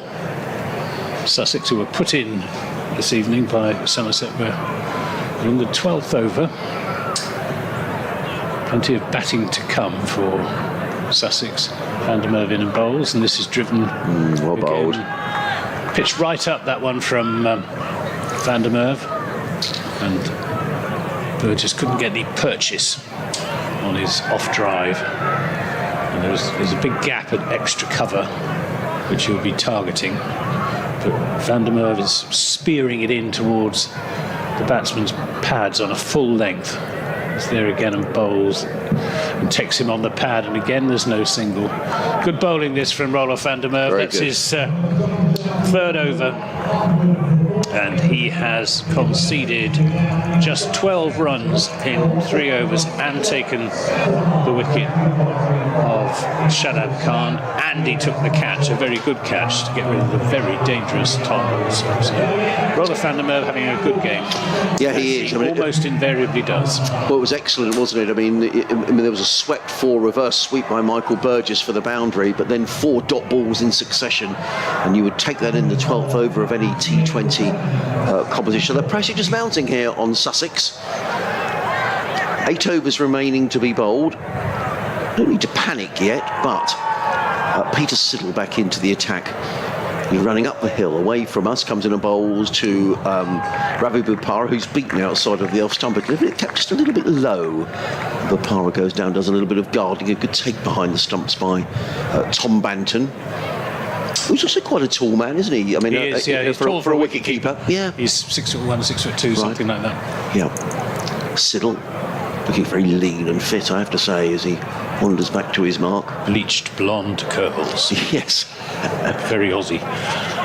He's in over the wicket and bowls, and Bopara, I missed that completely. Swings and misses. Yeah, he was looking to hit it over the scoreboard. Yes. In fact, when he played the shot, I thought, oh, crumbs, that's gone a long way, but it'll rattle past the outside edge. He's beaten for pace and goes through to keeper Banton. So that's 6 deliveries without a run, which is a lot in T20 cricket. It is. Good comeback this by Somerset after taking some tap, particularly from Ali Orr in the early overs. Yeah, indeed. Siddle again with wicket bowls. And Bopara has got hold of this one, but is he going to be caught? He's out onto the outside. Tom Kohler-Cadmore. Good catch. No, he's gone for 6. Oh, he was over the boundary. He's gone for 6. He was over the ropes. Yeah. It was hammered away into the offside. Yeah. I don't know whether Kohler-Cadmore, I couldn't quite see from our commentary position here whether he acknowledged to the umpire. I suspect he did, that he'd gone over the ropes, and there's a big crowd behind him, exactly, probably reminding the umpire that he'd put a foot over the ropes. So 6 to Bopara. Welcome runs for Sussex. Bopara to 38. The Sharks 106 for 4. The Siddle is in again, bowls, and Bopara swings this away onto the leg side. Now, this will only be a single because there's a deep mid wicket who's in place. Bopara goes to 39. Sussex to 107 for 4. Somerset could have done with that wicket. He's looking dangerous, is Ravi Bopara. So often he starts slowly and goes through the gears. Well, as you were saying, over 400 T20 games. He knows exactly how to pace an innings. Siddle in bowls, and Burgess drives that one down the ground, literally right in front of us, fielded by Craig Overton. That's what Burgess needs to do. Pick up the singles, keep the scoreboard ticking along, but give the strike to Bopara. Burgess on 8, 108 for 4. We are in the 13th of the 20 overs here. How many people does the ground hold? With these temporary stands up, it's around 6,000. Somerset's a few more. It's about 7,000 with temporary stands. And comes Siddle again, bowls, and Bopara is defending into the offside. The ball struck him on the thigh pad. The ball bounces out in front of him. There is no run. Good way to end the over from Peter Siddle, an over that cost 8 runs. Sussex are 108 for 4. Ravi Bopara is on 39. Michael Burgess is on 8. If you just joined us, very good evening. Welcome to live cricket on the BBC, BBC Radio Sussex, BBC Somerset. Adrian Harms, Anthony Gibson, and if you're watching via the Sussex Cricket Club live stream, which is up and running and working well, which is great news. I hope you can see that it is the most glorious evening here. Floodlights on, not a cloud in the sky. Just ideal weather to start the T20 campaign for Sussex. Although Somerset, having already won one game, beating the holders Hampshire convincingly, have made a very good start to the competition. Ian Shepherd, who runs the Always Look on the Bright Side of Life podcast, has just pointed something out to me as Ben Green is in from the Cromwell Road end, and this is hit straight to Lewis Gregory by Michael Burgess. He has pointed out that Peter Siddle is wearing the wrong shirt. He is wearing the batting shirt, not the bowling shirt, as you can see if you compare him to... It is different, isn't it? ...to Matt Henry. Siddle is at short fine leg and Matt Henry at short third man. This is a scoop. It takes Burgess on the pad. Didn't come off at all there. Just a slight feeling, not particularly with that shot, but the one before, of Michael Burgess being very conscious here that he needs to get his skates on a little, because he got 9 off 14 deliveries now. I don't know how much, perhaps wouldn't have played too much warm-up cricket. Sussex were playing 2 or 3 games this week. Not quite timing the ball. Plenty of batting to come, as Anthony was saying. It's Green in and bowls to Bopara, who scoops that much more successfully for 4 runs. 13 for 4. Bopara on to 43. He got that exactly right. He did. Bopara with fine leg up inside the fielding circle. It's an obvious option, and Ben Green is no more than medium pace. And I suspect that Bopara had been sort of lining him up from the non-striking end. And fancied that scoop. No change in the field, so it's shot still on. This is a Yorker, which is turned down to deep backward square leg just for a single. Will Smead with the fielding. 114 for 4 in the 14th over, halfway through it. So 6 more overs after this for Sussex to add. This is full length delivery, again turned down to Will Smead, who fumbles but recovers quickly and sends in the return. It's only a single. Michael Burgess just looking a little bit more assured. So a decent season for Warwickshire so far in the county championship. Ben Green, tall, strongly built, good pair of shoulders. He's in bowls. Full toss, which is turned down to deep square leg, where 2 fielders converge. Will Smead is the one that puts in the slide. There was nearly a collision there. Yeah, there was. But no harm done. They've come back for 2 runs. End of the over, 117 for 4. 14 overs have gone and 6 remain. So 9 off of that over from Ben Green. So just looking at the bowling figures, who's still got overs to bowl? Craig Overton, 3 overs for 33. Matt Henry's bowled 2 overs for 20. I'd imagine he'd be bowling at the death. Peter Siddle, 2 overs for 21. Lewis Gregory, 2 overs for 12. Van der Merwe, 3 overs, 1 for 12. Super figures. So plenty of options here for Lewis Gregory, and it is going to be Peter Siddle who's going to carry on from the C end of the ground, coming in for his 3rd over. He's in and bowls to Burgess, who looks to club that one away on the leg side, but he plays it straight down the ground and picks up a single to Burgess. The good news for Sussex is that brings Bopara back on strike. He's on 46 off 32 deliveries. Sussex 118 for 4. You can see the flags on the clock tower scoreboard are billowing away. So it is quite a breezy night here on the south coast. In fact, if you're in the shade, it may not be that warm. I can see people quite huddled up on the at the far end. If you're in the sun, it's absolutely glorious. But the sun's starting to go down as in comes Siddle running away from us into bowl to Bopara, who hammers that one away down the ground. He doesn't get all of it by any manner of means, but he gets a single to mid-off. Bopara goes to 47 of 33, 119 for 4. It's quite a good matchup, this, isn't it, Peter Siddle? Very good. Ravi Bopara. Yeah. Australia versus England. They must have played against each other many times in the past. And loads of experience as well. Exactly. He's Siddle 38 and Bopara is 38 as well. I think he probably is. Yep. He is. Siddle in again, pulled away by Burgess. Is he going to be caught? No, he's not, and that's a good bit of placement by Michael Burgess, because there were 2 men out guarding the leg side boundary, and he completely bisected the pair of them. He picks up a boundary. Short delivery from Peter Siddle, pulled away by Michael Burgess, who goes to 15, and Sussex to 123 for 4. Lewis Gregory is just moving his fielders just a little squarer there at deep backward square, as in comes Siddle again, bowls to Burgess, who hammers this one away. Now on this occasion it will just be a single, as it's played out to, is that Lammonby who comes in and gets in the throw on the bounce to Tom Banton. Just one more to Michael Burgess, who goes to 16 off 18 deliveries. The Sharks to 124 for 4. Peter Siddle just wanted to give his batting shirt an outing because I can't imagine he's going to get many opportunities to wear it in anger, as it were. Number 64 on the back of his shirt. He's in the bowl to Bopara. Hammers that away. No, is he going to be caught? No, it's going to be 6 runs. That's going to go over the head of Craig Overton. And what a way to go to your half century for Ravi Bopara. He goes to 53. That's a super knock by Ravi Bopara. Beautifully timed, over long on. And the Sussex skipper goes to a half century in just 34 balls. That's a tremendous shot by Bopara. And Sussex to 130 for 4 in this, the 15th over. His 44th 50 in T20 cricket. Siddle in again, bowls. Bopara hammers that one away to the leg side. Is he going to be caught? No, he's not. An excellent effort by Tom Lammonby, coming in from a wideish deep mid-wicket. It was just short of Lammonby, who it's a brave piece of fielding. Yes, it was. He deserves credit for even going for the catch, to be honest. But he prevented anything more than a single. Bopara retains the strike. He goes to 54 at the end of the 15th over. Sussex back on track for a score around about 180, 190. They're 131 for 4.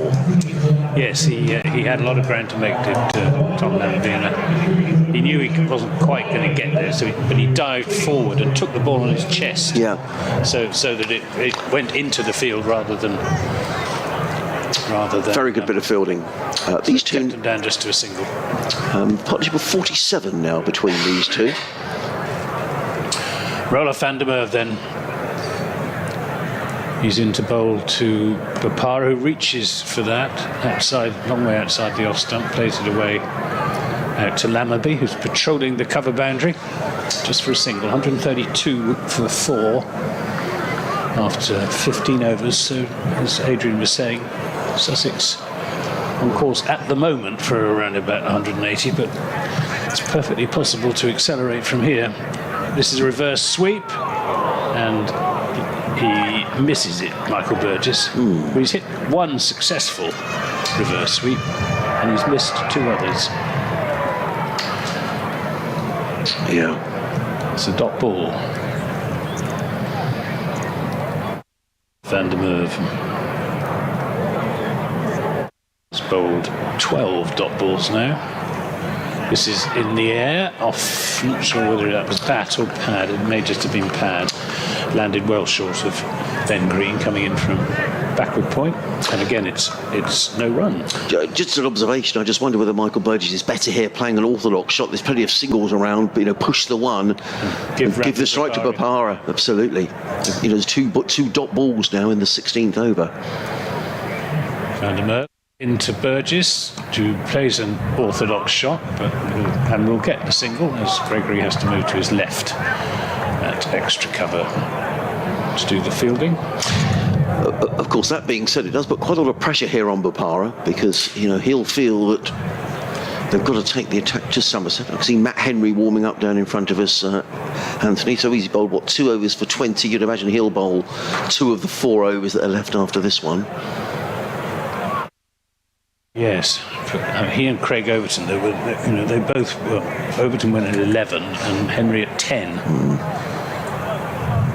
As Van der Merwe is in and bowls to Bopara, plays this nicely out through the offside, but Lammonby is there. Very good. Good piece of fielding again. Standard of fielding, I think, across the board in T20 is just phenomenal, isn't it? I mean, there was absolutely no chance of Bopara coming back for a second run. Yeah, they're very good fielding side, but Matt Henry is loosening up in front of us, so he is going to come back. Death bowling has been Somerset's big problem in 20-over cricket in recent years. This is swing and a miss by Michael Burgess. Good over. And the over concludes. That's the 16th over gone, 134 for 4, so 24 balls remain, and if Somerset can hold Sussex to no more than 180 or so, I think they've done pretty well after that very fast start. I think Sussex will settle for 180 here. Van der Merwe's figures, Anthony, 4 overs, 1 for 15, which is tremendous. Yeah. Really very good. And Sussex now 4 overs to go. They'll want to score at 10, 11 and over here to get themselves up to round about 180, and I think they're going to need all of that, despite the fact Sussex has got a good bowling attack. It looks a good wicket, it's a quick outfield. And Matt Henry is predicted by Anthony. He's back into the attack. He runs up the hill away from us, bowls to Bopara, clubs that one away. That's 6 runs. That's a great way to start the over from Ravi Bopara. It's belted away. Craig Overton turns around to us here in the commentary box as the ball sails over the top of us. And I don't know where you parked, Anthony, but anyway, he's probably cleared the car park as well, I expect. Yeah. So a good way to start the over from Ravi Bopara. He goes to 62 off 38 deliveries, 140 for 4. Henry looks unruffled. He's played a lot of limited overs cricket around the world, but can't afford to bowl length. Bopara looks in terrific form. Henry and again bowls and clipped away by Bopara, this time to deep backward square. Just a single fielded by Smead, who comes running in. 1 more to the total. I think that Henry will be very happy to bowl, or not to be bowling, to Ravi Bopara. 63 off 39 deliveries. He has hit 4 sixes, 5 sixes now, Ravi Bopara. Now he's just talking to umpire Blackwell there. I don't know quite what that's about. Maybe someone moving behind the bowler's arm. Anyway, in comes Henry, who was halfway through his run up and then aborted his approach for some reason. Bopara wanders away at the non-striker's end. He looks like he wants to face every ball here, Ravi Bopara. 63 off 39. Around, he is, isn't he? He's desperate to be on strike. And this is Michael Burgess' job here. The 50 partnership is up between these two as in comes Henry. Bowls to Burgess, hits that one. He should be caught. Overton is underneath it. Good catch. He was never going to drop that, Craig Overton. It was a full toss. It was pulled away by Michael Burgess. And Craig Overton was fielding directly underneath our commentary box here at Long On. He raced around the boundary and caught the ball probably 5 or 6 yards inside the rope. Comfortable catch, never looked like dropping it. Burgess is on his way for 17. Never quite got going. No, he didn't. Michael Burgess. No. So he's gone, and the scoreboard has gone as well, which isn't desperately helpful. The other one's still working. 141 for 5. So 6. Now, George Garton coming in next for Sussex. I think that was on the... well, in fact, James Coles was scheduled to come in, but George Garton, who's played a lot of one-day cricket, we've only seen him in one county championship match this season. That was the opening game against Durham. George was saying he wanted to play a lot more championship cricket, but he got hit on the head in that game and didn't take any further part. We haven't seen him since, but he's a fine one-day player, left-hander. The thing is now, when you're coming in now, there's not a lot of time to have a look at the bowling. You've pretty much got to get on your, on your block straight away. Henry is just reorganising his field. One of George's favourite shots is that sort of clip into the leg side. There is a deep backward square and a deep mid wicket and a long on. As in comes Henry. Over the wicket bowl, it's got him down the wicket, hammers the ball, and he's going to get caught, I think, or is he going to escape? He's got a long way out. Oh, what a catch! What a catch that is! That is a tremendous piece of fielding. George Gartline looking to hammer the ball away on the leg side. I said it was a favourite shot of his. The ball hung in the air momentarily. I thought Tom Abel was going to get nowhere near. Then he readjusted his position and he caught the ball inches from the turf. Hold your catches, win your matches. Yeah, absolutely tremendous catch by Tom Abel. As you said, it died on him. I thought he was going to get there quite comfortably, and then suddenly it seemed to be dying on him, and he had to accelerate and fling himself forward and took it two-handed, an inch or so from the turf. Brilliant piece of fielding by one of the best fielders in the country in all forms of cricket. Well, that was really very good indeed. So 2 wickets go down, and Matt Henry's on a hat-trick here. So I think you ought to commentate on this, Anthony, because you never know. You never know. No, and we want your, if it happens, we need Anthony Gibson to be commentating on the hat-trick ball.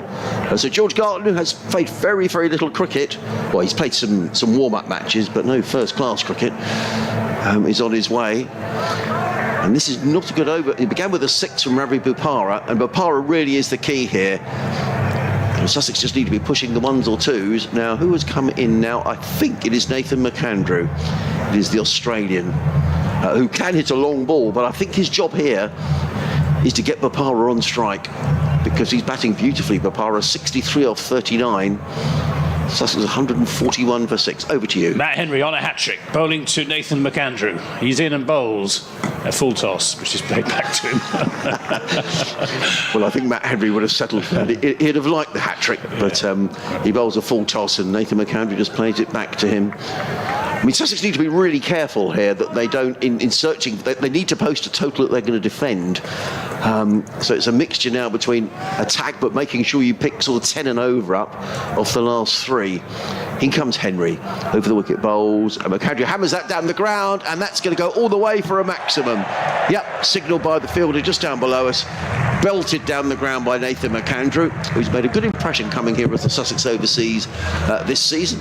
So he gets a 6. 2 6s off of that over from Matt Henry, 1 from Ravi Bopara, 1 from Nathan McAndrew. But I think his skipper will forgive him, Matt Henry, because he picked up 2 wickets. End of the over, 147 for 6. 3 overs to go here on BBC Radio Sussex, BBC Somerset, and also pictures by the Sussex County Cricket Club, Adrian Harms and Anthony Gibson.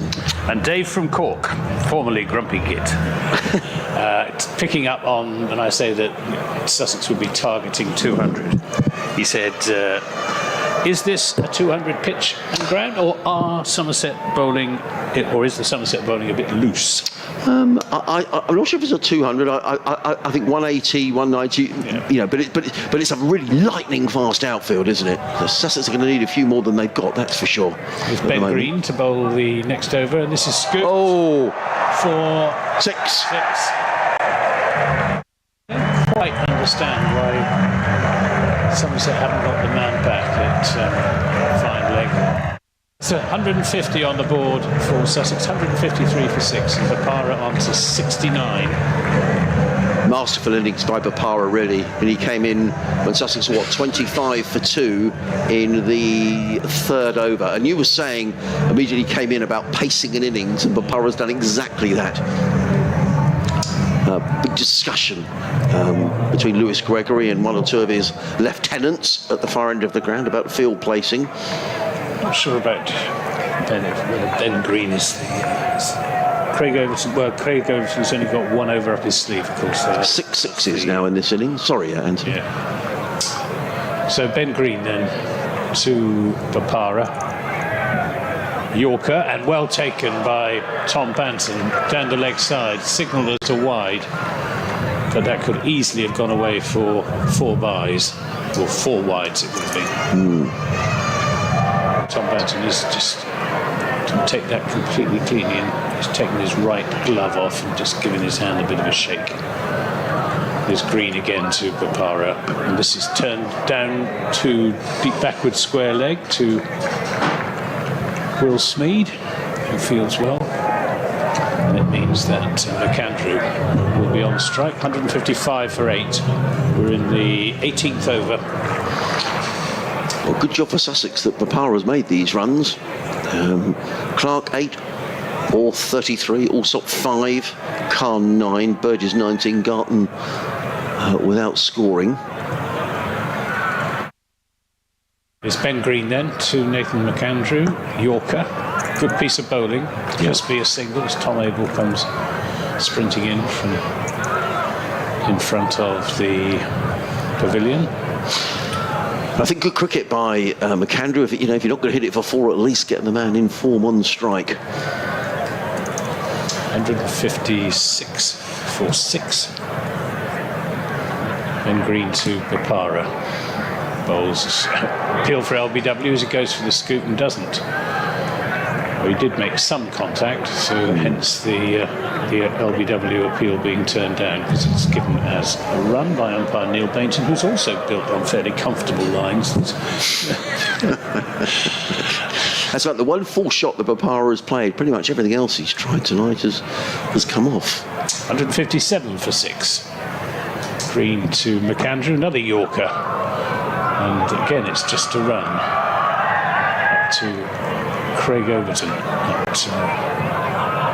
long off. This must be the last. Is this the last ball? One more, I think, because of the wide. Oh, of course, yeah, that's right. Para on 71 from 42 deliveries, holding this innings together.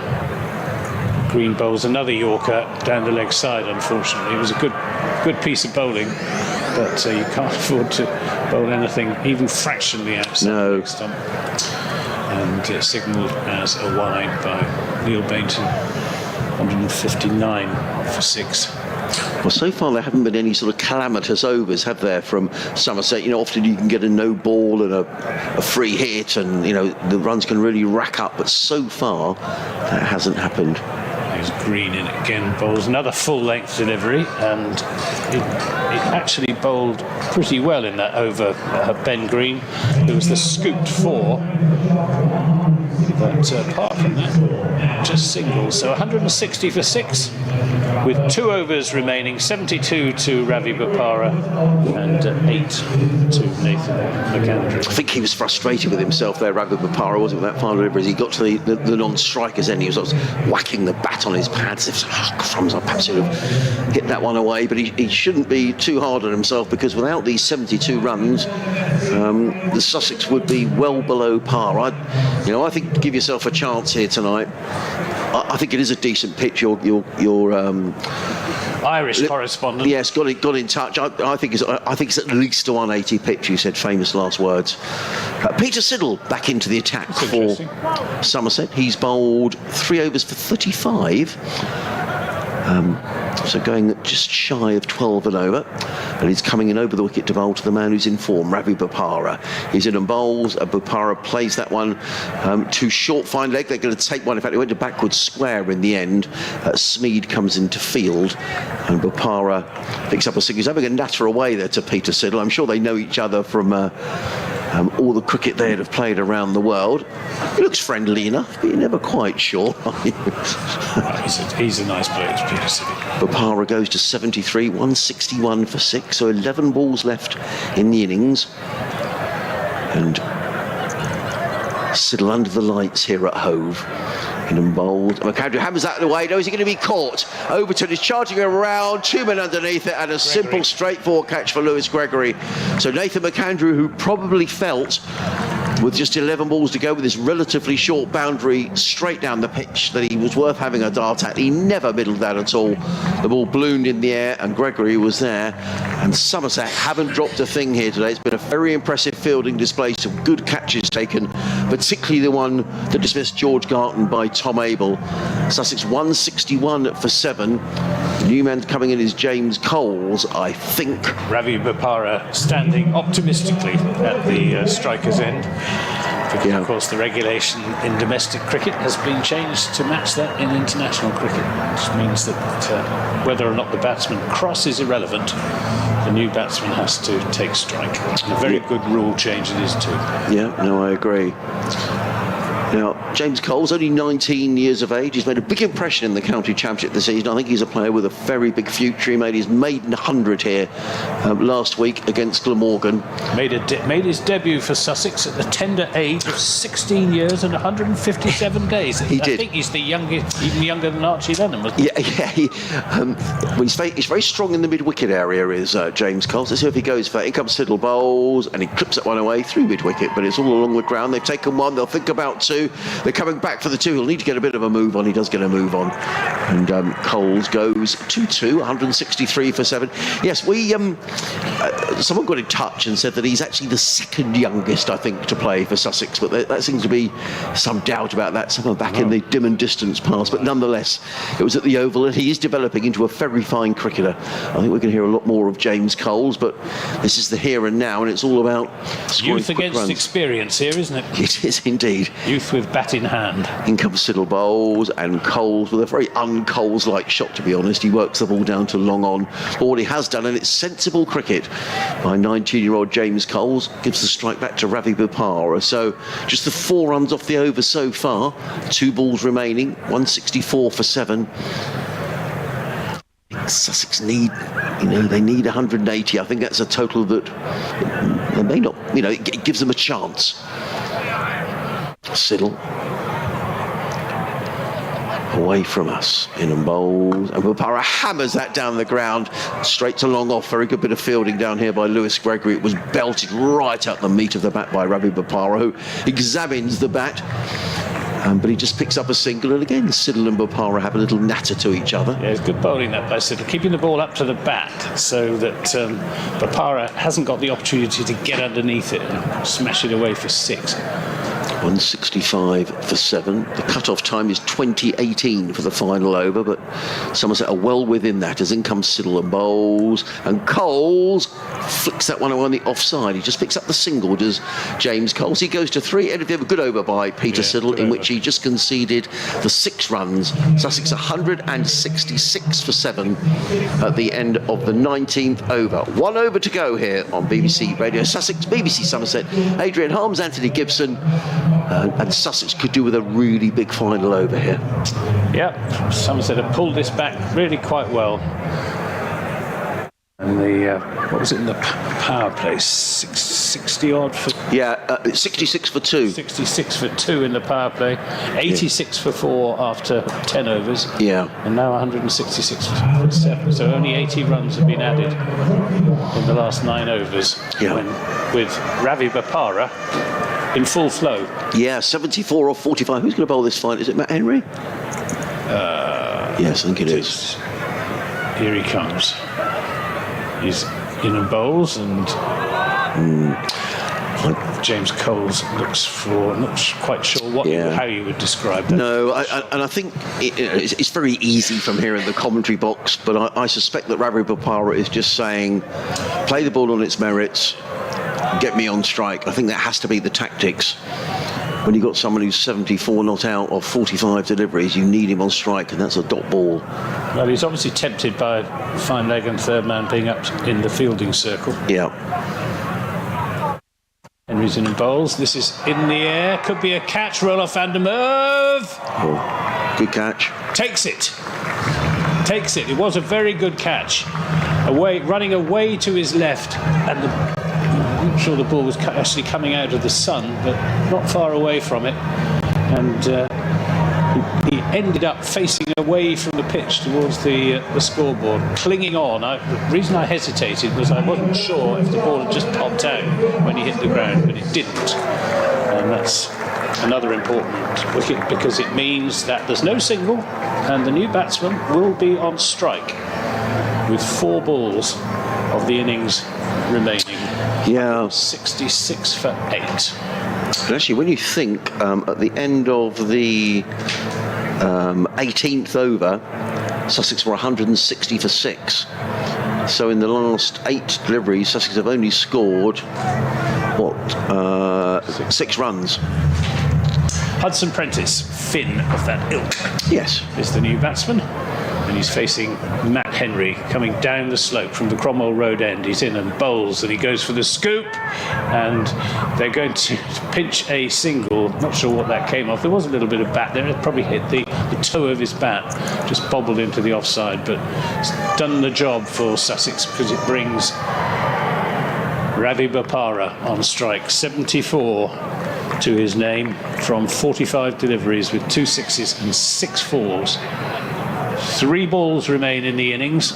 167 on the board for Sussex. How dearly would they love these 3 balls to go for boundaries as Henry is in and bowls. This is up in the air. That's out. It should be out. Tom Abel. Oh, drops it. first catch that's gone down. He had to come a long way, Anthony. I think he overran it slightly. And they have taken 2 runs, I think. Yeah. Which means that Bopara is on strike. Every wicket that's gone down has been caught tonight. Yeah. All 8. That's the first chance. So 2 balls remain. 169 for 8. Henry to Bopara. Full toss. That's hit for 6. There's no catch there. That was a poor delivery from Matt Henry. He was looking for the Yorker. And I think Bopara is saying... I think he's saying, is that a free hit? No, I don't think so. He's saying, was it over waist high? No. Yes, it has been signalled, you know. I think it signals a free hit. It's a no ball. So this could be an expensive over. Good. Still 2 balls remain. It's 177 for 8 as Matt Henry is into Bopara. This is played over the top. That'll be 4. 181 for 8. And just the 1 ball now remaining. Well, it's been a marvellous innings by Bopara. I mean, he's carrying Sussex to a total that... I'm not saying it's necessarily a winning total, but it gives them a chance. And an expensive over so far. It's 15 off the over so far. Just when Somerset seemed to have pegged Sussex back. It was the drop catch by Tom Abel that started it.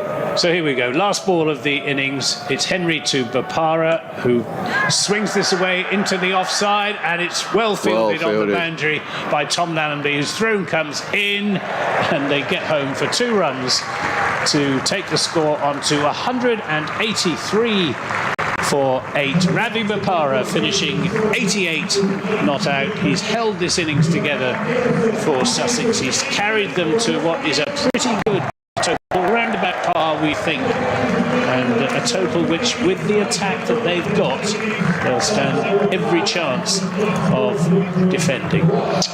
Well,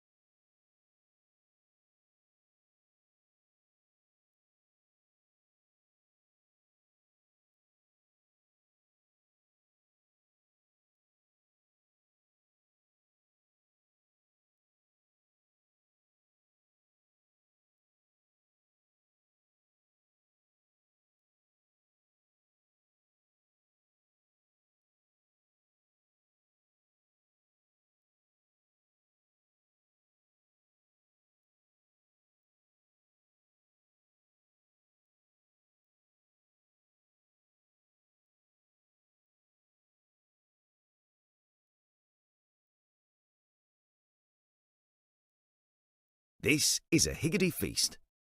There's plenty of this, and this, and these as well. We top it like this, and bake it like that. Higgity. Baked generously.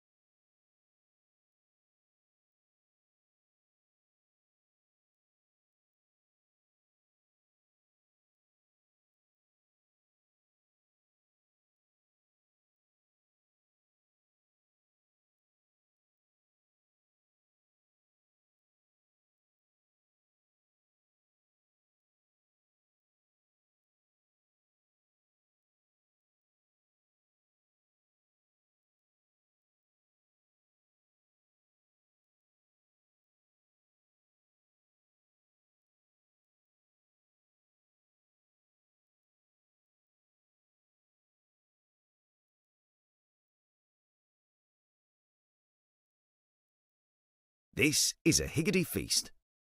There's plenty of this, and this, and these as well.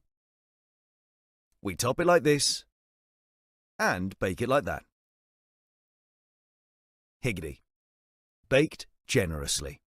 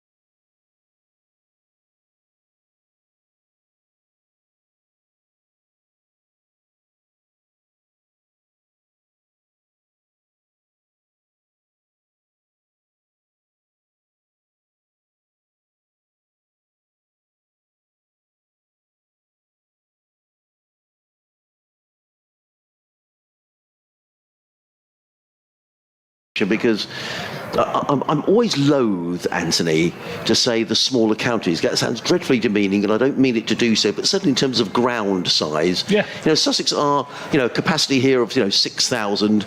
The T20 is absolutely vital for Sussex in terms of a club. They're in a very good financial state, so that they break even, and it's a very, very efficiently well-run club. However, they need good attendances at T20. If it's rained off, I know you get rain insurance and all the rest of it, but the food concessions don't make money and all the rest of it. So it's just wonderful to have a terrific evening for cricket, which we've got tonight. The Somerset openers are making their way out to the middle, and the Sussex players are following on behind. I think this could be nip and tuck, I think it could be close. Yeah. Very, very powerful Somerset batting lineup, we have to say. But a very, very powerful Sussex bowling lineup. Yep, it is. Tamal Mills will see roaring in. We've got George Garton, Nathan McAndrew, Hudson Prentice, all who can bowl seam. We've got Shadab Khan bowling his leg spin. So lots and lots of variations in the bowling. And who's going to open? Is it going to be George Garton? It looks as if it is going to be George Garton who's going to open from the C end of the ground. So haven't seen too much of George this season.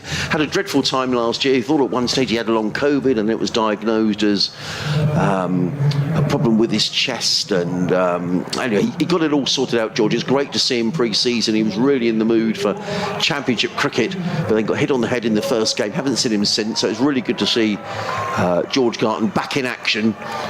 He was in and around the England squad as well, but he was. He'll need a big competition to force himself back into the reckoning. So plenty of incentive, and he's going to be bowling to Tom Banton, who made 40 against Hampshire.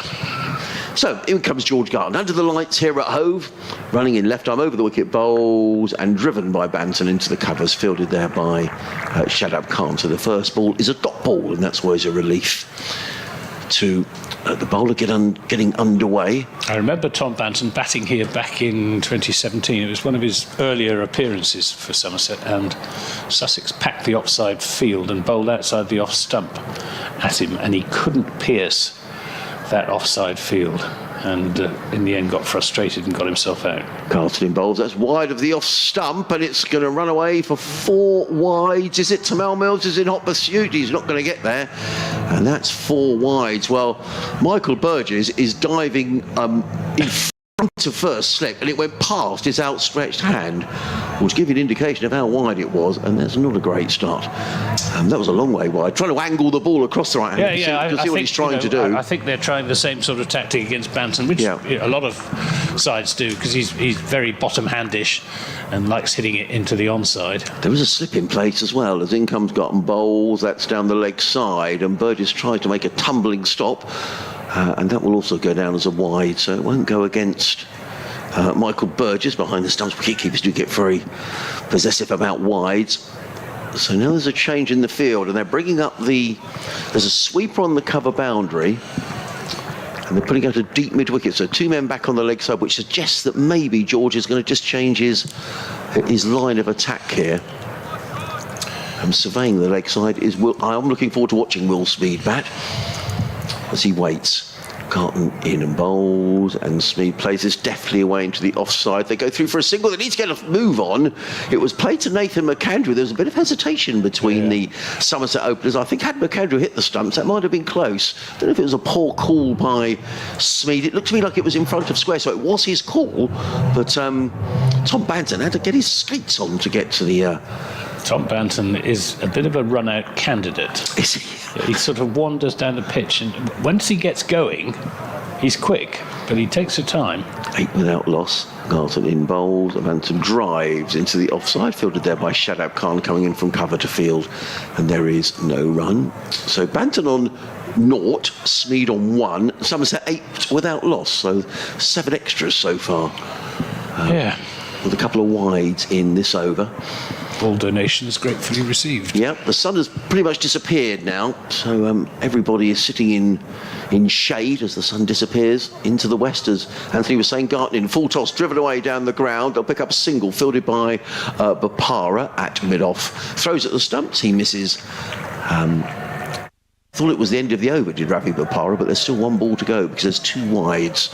And Somerset 9 without loss in this first over of the innings. Floodlights on, really starting to take effect now. Timel Mills clapping his hands there at fine leg.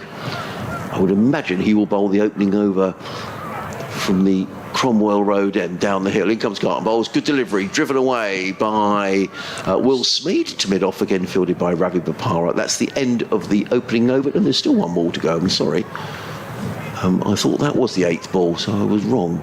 There's been a no ball in there. No, there hasn't. So 10 without loss. Banton on 1, Smeed on 2.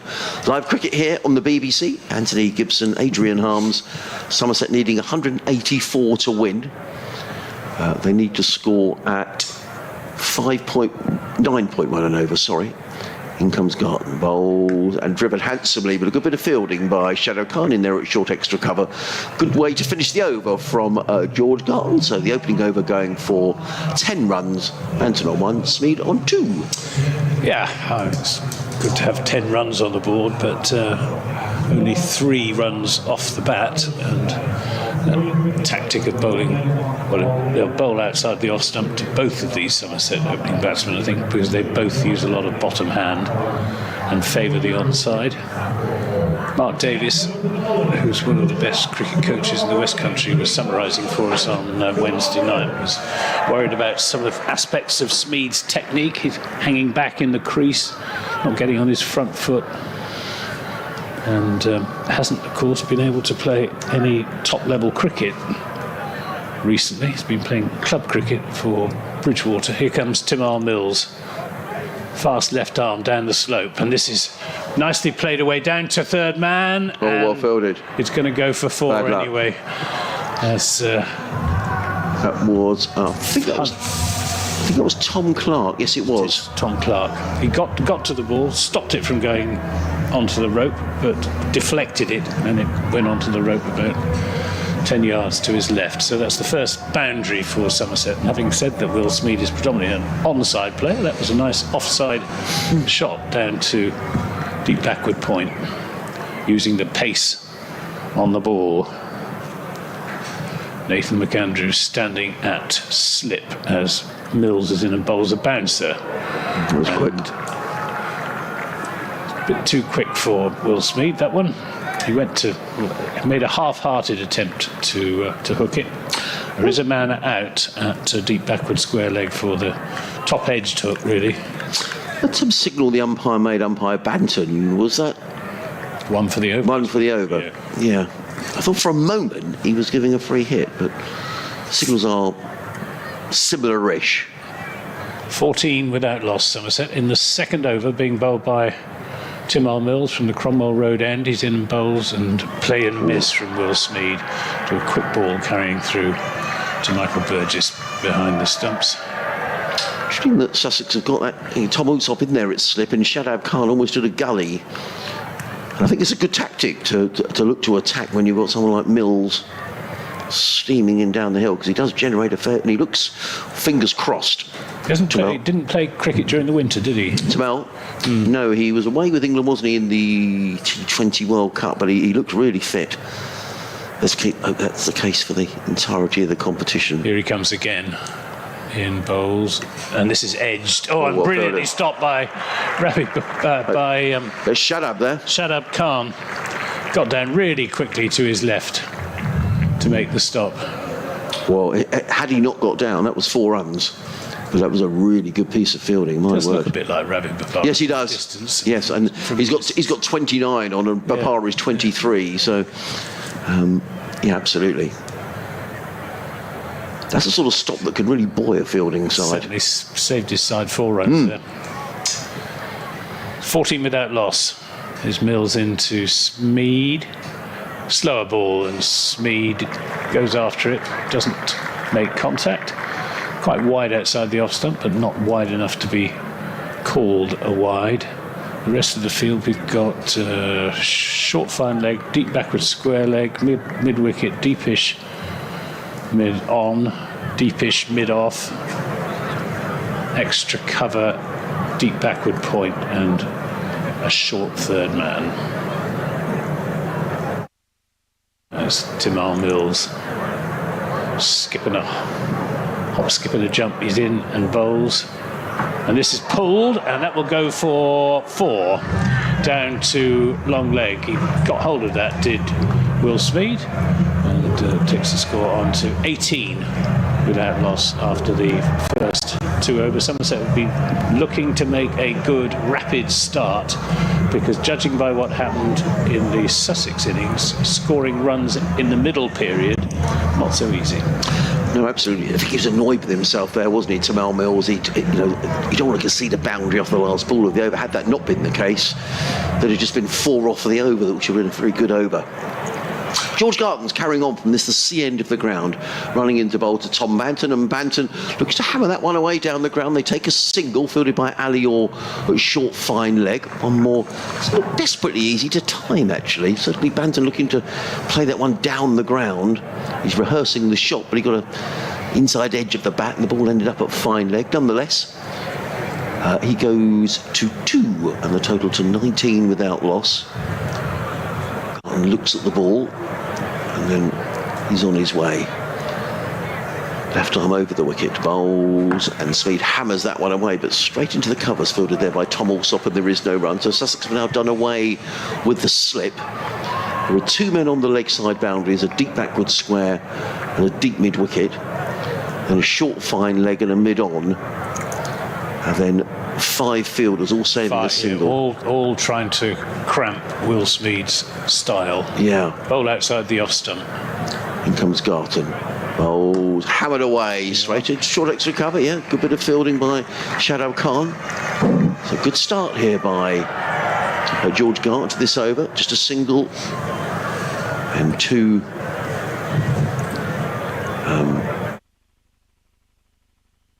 Is this Sussex at full strength, or are there? No, I would say absentees? I'm trying to think of anybody who's missing, and actually, I guess if Ollie Robinson was around, he might play, but. In comes Garton, bowled, short, pulled away onto the. Now, is he going to be caught? He should be caught. He's pulled into the leg side, and that's a really good catch. Very good catch, coming off the deep mid-wicket boundary. I think that's Tom Clark who's taken that. Pulled away, it was very high on the bat to Will Smeed, who's pulled it. Tom Clark had to come in a long way, but he's taken the catch just a couple of inches off of the ground. Sussex pick up a wicket. Smeed is on his way for 10. Yeah, disappointing again from Will Smeed, who was a bit rusty on Wednesday. Didn't really see enough of him this evening to form any judgment, but he was beaten for pace, I think, as much as anything. The ball was onto him faster than he was expecting, hence it took the top of the bat rather than the middle of the bat, and a very well judged catch. And yes, it was a good catch. It's not if T20 is your only stock in trade, you don't really want to be starting off with 2 poor scores. He needs to get his act together, Will Smeed, to put himself out there in the T20 marketplace. So the new man in is Tom Kohler-Cadmore. As in comes Garton, racing in bowl. Cadmore drives into the offside. Oh, there was a misfield there at backward point. It slipped. I think that was. I'm trying to see what that was. But he definitely slipped over in attempting to field the ball. I think it might have been Shadab Khan. No, it wasn't. Either way, it's a single. So Kohler-Cadmore is on his way. 20 for 1 are Somerset in this, the 3rd over. As Garton is in and bowls and tripped away to short fine leg. They're going to go for a single. The throw comes in from Ali Orr, who's filling at short fine leg. That's a good over by George Garton, in which he just conceded 3 runs. And Somerset, at the end of the 3rd over in the power play, are 21 for 1. Banton is on 3. Kohler-Cadmore is on 1. The man out, Will Smeed, who was caught by Tom Clark off the bowling of George Garton for 10. And more signs of misunderstanding between the runners. Yes. Between the wickets. I think it's Tom Banton who's the problem. I don't think he calls properly. I think he sort of looks at his batting partner in the eye, and they decide between them in an unspoken way whether to take the run or not. And if you know your batting partner really well, like Brian Rose and Peter Denning used to do, because they didn't bother to call, then that's absolutely fine. And he knows Will Smead pretty well, but he doesn't. He hardly played any cricket at all with Tom Kohler-Cadmore. He's the new over, and this is edged and half stopped by Shadab Khan, and they are able to come back for 2 runs. Takes the score on to 23 for 1. It's Finn Hudson-Prentice who's taken over from Tamal Mills. Is this standard Sussex practice, just to give Tamal Mills the first over? Yeah, interesting, isn't it? I mean, where they're going to bowl him in little short bursts. Hudson-Prentice is in and bowls, and this is scooped away, and that's going to go for 6. It was a bit more than a scoop. Yes, it was. It was, what you call that? Well, it was a good shot, wasn't it? And it was low risk. There's no one backward or square on that leg side. He just held it on its way. A sort of shovel. Yeah. Good shovel over his left shoulder. Good description. 6 it is, 29 for 1. Tom Banton, he played a couple of shots like that against Hampshire on Wednesday night, successfully. He would play championship cricket, Tom Banton. He would love to be playing championship cricket, but he can't get in the side. Right, okay. We're all a bit worried that if he doesn't get in the side, he might go elsewhere. Here's Hudson-Prentice in and bowls. This is timed beautifully by Banton. Away high over the deep square leg boundary for 6 runs. A pick-up shot. It's a short boundary on that side of the ground, and you can't afford to bowl a length ball on middle leg to Tom Banton. Wow. Because that's what he'll do. That's 14 off the over, wasn't it? Just, clipped away beautifully. Clipped away. It was all in the timing. I think they might need a replacement ball. No, it's okay. Got it. I mean, he'd have played in the Big Bash, Tom Banton, I seem to remember. Yeah, he's played for Brisbane Heat in the past. I don't think he played this last winter. He's got a brother who plays at Worcester. Yeah. Jacques Banton. Hudson-Prentice in and bowls. He makes room for himself, and that's 4 more. As goes outside the off stump to help the ball on its way over the top of the stumps. Down, just fine of the wicketkeeper, and over his head as well. 39 for 1. Moves on to 21. Yeah, this is turning into expensive over, isn't it? 18 runs off the over so far. Somerset needed a big over at some stage, but and this is it. Still 2 balls to come. Yeah. Hudson-Prentice bowls and distant wide, and is fortunate for Hudson-Prentice that Banton didn't get hold of that. Yeah, so what's the total? 40. How many have you had off the over? 12, 16, 18, 19 off the over.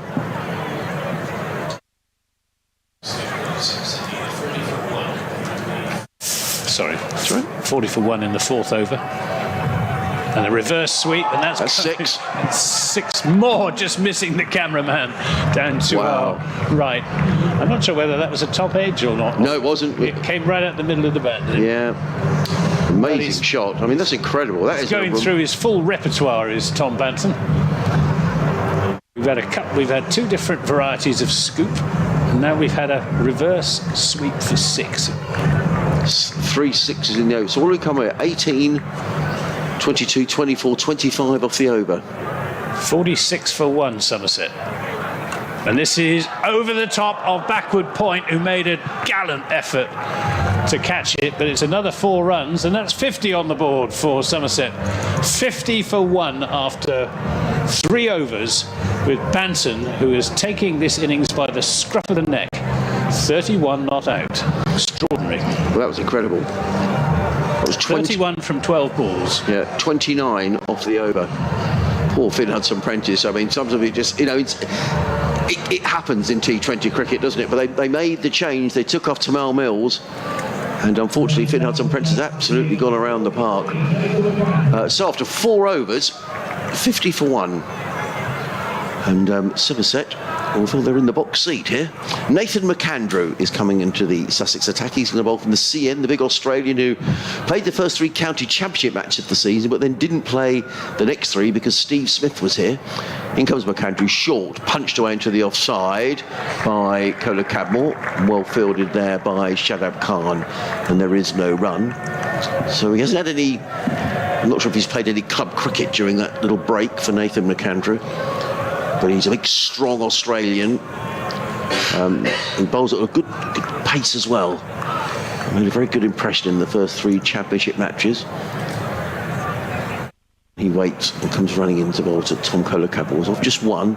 He's in and bowls, and Kohler-Cadmore plays out onto the onside. They pick up a single fielded by Hudson Prentice, who moves smartly to his right at mid-on to field. But puts Banton back on strike, who's, Anthony was saying, 31 of just 12 deliveries. Will he carry on where he left off in the previous over, we wonder? Well, I just wonder whether sometimes... Somerset have got the required rate down to 8 already. Yeah, they're going along at 11.8 and over. Candrew just waits and Tom Banton takes guard. Off to an absolute flyer. Candrew up the hill. In and bowls, and Banton plays an authentic shot into the offside. He could be in trouble if Shadab... Oh, it's a good bit of fielding by Shadab Khan, who got the throw in. I suspect that Banton was probably home. He's a tall man. He was very quickly taking that single. And he goes to 32. Good over so far from Nathan McAndrew. He does look like a run-out candidate, though, doesn't he? He does. Yeah, he does. He does. Yes. He wasn't home by a lot. He was home. No, that's about the 4th close-run thing he's had in this brief innings. McAndrew. Right arm over the wicket, in and bowls, and Kohler-Cadmore hammers that down the ground, fielded by Hudson Prentice, who was very quickly moving to his left to prevent a single. He's finding it harder to time it, Kohler-Cadmore, than Tom Banton has so far. Nathan McAndrew just looked towards that leg side field. I think he was thinking of maybe putting another fielder back on that leg side field. The men inside the circle, there's a deep cover and a deep backward square. As he waits again, and in and bowled and pulled away. And is it going to be caught? No, he's not. He's gone past Finn Hudson Prentice for 4 runs. Didn't get all of it. No, he didn't get all of it. It was short. He pulled it away. I think he was looking to pull it over towards mid-wicket, and it came off high off the bat, and it flew past Finn Hudson Prentice, who's fielding at mid-on. And 4 more to Kohler-Cadmore. He goes to 6, and Somerset to 55 for 1 here. These two played together in the Abu Dhabi T10s. Did they? In the COVID year. Right. For, I think, I stand to be corrected, the Deccan Chargers. Right, crumbs, I wouldn't know. I remember, well, I had COVID, and there was nothing else to watch on the television except the Abu Dhabi T10s. Here comes McAndrew. Bowls, pulled away. That's a good shot, but actually there's a fielder out there on the leg side boundary. Gets in the throw. Who's that out there? Tom Alsop maybe, or Tom Clark? Either way, it's just a single. So end of the over, 57 for 1. Kohler-Cadmore on 7. Tom Banton is on 32. You're listening to live cricket on the BBC, BBC Radio Sussex, BBC Somerset. You may be watching via the Sussex Cricket Club live stream. If you are, a very warm welcome as well. Somerset 57 for 1 after 5 overs. They need 184 to win after Ravi Bopara made 88 not out. Wonderful innings from Bopara. And now Tamal Mills back into the attack from the Cromwell Road end of the ground. Yes, the Hudson Prentice experiment has been discontinued. Yes. Tamal Mills then to Kohler-Cadmore, and it steers that down to deep backward point where Tom Clark does the fielding. Having had that big over, it just released some of the pressure, didn't it, from some of it, because they were 21 for 1 after 3, then all of a sudden you're 50 for 1 after 4. There's no need for any heroics, particularly against Tamal Mills. Although, as you say, Anthony, the faster it comes, the faster it goes sometime. Well, especially in the power play overs, when if you get a nick, it's almost certainly got no third man at the moment, as Tamal Mills is in and bowls, and this is wide outside the off stump, but not that wide, and Tom Banton rooted to the spot outside his leg stump, couldn't get across to make contact with it. Good bowling that, wasn't it? Yeah. He was a long way outside his leg stump, Tom Banton, which was the reason why it wasn't signalled as a wide. Yes, he made it look wide because he couldn't reach it, but that was his fault. And situation exposed by the bowler who's in again. And this time, this is up in the air, could be a catch, and is taken. And that's the end of Tom Banton. Ali Orr taking the catch. Tom Banton going for one scoop too many. Didn't quite get that. Came off the bottom of the bat. And a good catch running in from fine leg by Ali Orr. And well, it was good while it lasted from Tom Banton. Rapid 32. He's got the innings off to just the sort of start that Somerset would have wanted, but they'll be sorry to see him walking back to the pavilion. This is some good catches tonight. Yeah, we have. You know, from some excellent catches. I mean, probably the catch of the night was Tom Abel's to get rid of George Garson. But a good catch by Tom Clark, and now a very good catch by Ali Orr, sprinting in from fine leg. And the new man coming in is Tom Abel. Will feel he needs to make some amends for dropping Ravi Bopara in that last over. A drop that cost Somerset probably 14 or 15 runs. Yeah. Because that would have been 9 down, wouldn't it? Yes, it would. And it would have been Bopara back in the back in the hutch. But Sussex got to slip back in place now. So Tom Abel, who has a very good record in T20 cricket, was chosen for the England squad during the winter. Couldn't play because he strained his side. Plays that out into the offside, and Tom Clark fields well at backward point. He's a very good fielder, Tom Clark. And that was very smartly round from backward point to field. For a few seasons here, Sussex had Danny Briggs in that position, who I think is the best backward point in the country. He was terrific in such an important position in one-day cricket. Comes Mills again to Abel.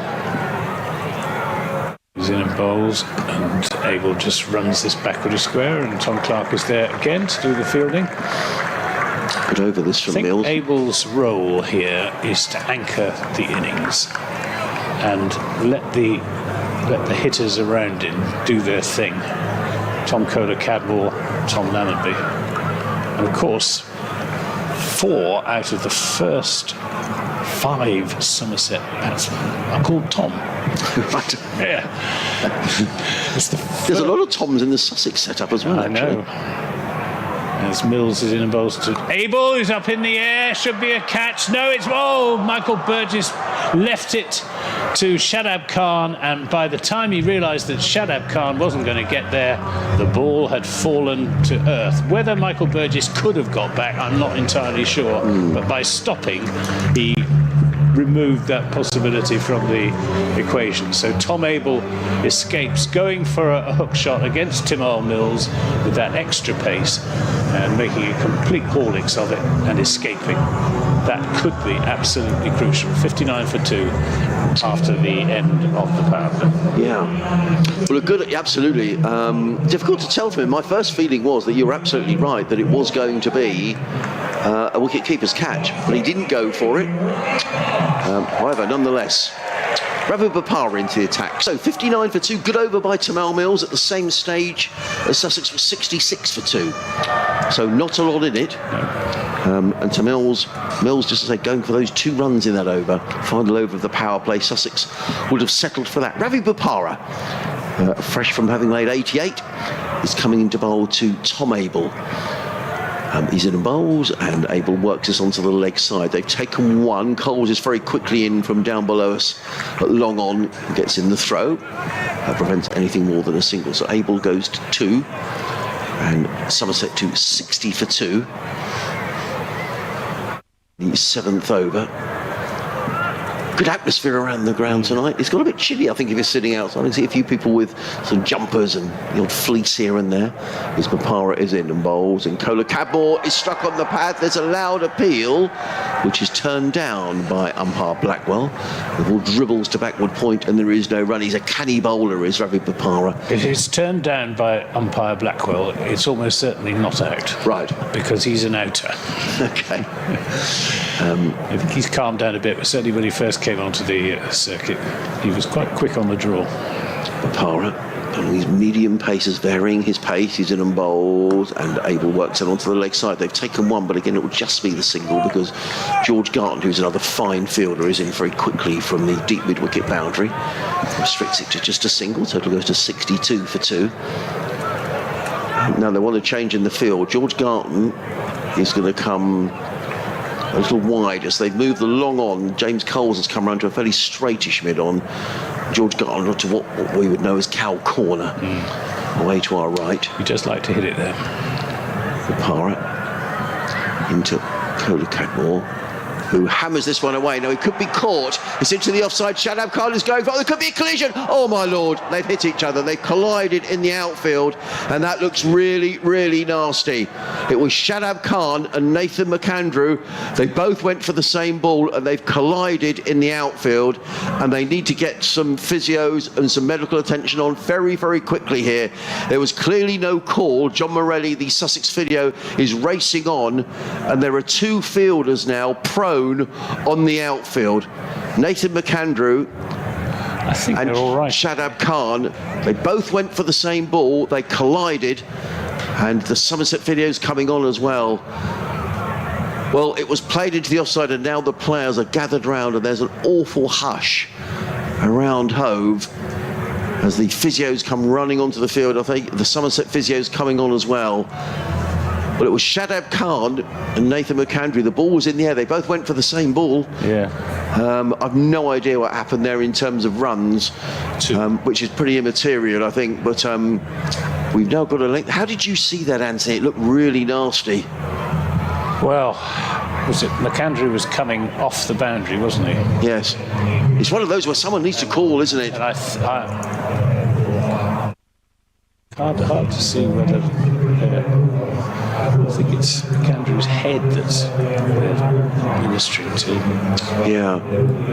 Well, they're both lying prone on the outfield, and this doesn't look good at all. Like I say, and now I can see the St John's ambulance or the paramedics who are on the ground are also coming on just to inquire, I guess, whether they're needed or quite what's going to happen. But it was an awful moment. It was played away into the offside. It was Shadab Khan and Nathan McAndrew, both of whom are making their debuts for Sussex here in T20. Paul Farbrace, the Sussex head coach, is on the outfield as well. I mean, at the moment they're leaving the experts, the medical staff to carry out their work. But both now, Shadab Khan is just sitting up, so that's some good news. And you could probably hear a ripple of applause. But Nathan McAndrew, I don't think has moved at the moment. John Morelli, the Sussex physio, is just talking away to now. He's beginning to rise as well. That's good news. At least both players are sitting upright, and there will be all sorts of concussion protocols and other checks that need to be made. I mean, the most important thing here is that both players are okay. Now, Shadab Khan is getting to his feet, so that's good news, but they will have to check and make sure. I'd be quite surprised if both stay on here, Anthony, at least for the time being. I wonder if they'll need to leave the field for maybe more checks. We'll have to wait and see. Sussex will want them to carry on if they. Well, they will, because both of them will be bowling. Absolute vital cogs in the yes, they are. Sussex bowling attack. Nathan McAndrew is still sitting on the outfield. He's yet to get to his feet. The Sussex players all gathered around. I think there's Tom Kohler-Cadmore who's just wandering over. I mean, everybody feels awful in these sort of situations. Yeah. It's nobody's fault. No, I think Shadab's going to be okay. Well, he's how sporting is that? That's really nice to see from Tom Kohler-Cadmore. Just gave Shadab Khan a pat on the back. Shadab Khan's being led away. He's walking towards the pavilion, but I imagine he's going to need to be checked out. Now, Nathan McAndrew is sort of holding his head. He's on his feet. That's the good thing. And you could see he's going through the concussion protocol, standing on one leg. He's probably being asked all sorts of concussion questions here, just to make sure that initially he's okay. Well, if there's any doubt whatsoever, he'll be going off the field. As I say, the most important thing here is the player's welfare. Unsteady to me. He does, and the most important thing is that the players are okay, but this will have a big impact as far as Sussex are concerned, which is the least important thing at the moment. So it was played away into the offside. The two fielders converged. Now Nathan McAndrew is having a drink of water. I mean, the good thing is that both players are up on their feet, but it was a horrible incident. He's having a drink. Shadab Khan has left the field. Nathan McAndrew is still there. He's sort of jogging up and down, trying to convince the physio. Yeah, he is. But I think if there's the slightest doubt, I don't think he'll be carrying on. You just can't afford, with these days, with what we know about concussion, a delayed concussion as well. He's twirling his arms around his Nathan McAndrew. And John Morelli just making absolutely certain that he's okay. He's having another drink of water. I didn't see what happened to Shadab Khan. He walked off the field. I don't know if he went up the steps into the players' pavilion. I think I could see him over there. I think he's going to come back on the field, in Shadab. I think that's him over there. I think he's coming back on. So that's at least some good news. Is that him up there? I'm not sure. But this is taking a long time, and rightly so. Now, is Nathan McAndrew going to carry on? I think he is. Yeah, it looks like it. Well, he gets a sympathetic round of applause, and he's rejoining the Sussex group huddle. So it looks like McAndrew has been cleared, certainly initially, to carry on. Paul Farbrace, the Sussex head coach, is out in the middle of that huddle of Sussex players. But I would imagine we're going to get a replacement. Now, I guess you probably know the rules better than I do here, Anthony. In this situation, if Shadab Khan is unable to bowl, are Sussex allowed to have a replacement? I don't know. It is one of those grey areas. Yes, I think if it's a concussion. I think you are if it's a concussion substitute. Certainly you are in the county championship, because Tom Banton was a concussion substitute. Well, the good news is that Nathan McAndrew looks okay. So he is going to carry on, but you would imagine there's going to be, unless Shadab Khan comes back on, and there's just a debate now going on between Paul Farbrace, the Sussex head coach, Ravi Bopara, and the two umpires, Ian Blackwell and Neil Bainton. Tamal Mills is just chatting away to Paul Farbrace. So we have had a lengthy delay here of probably about 10 minutes while this is resolved. Now, the two batsmen,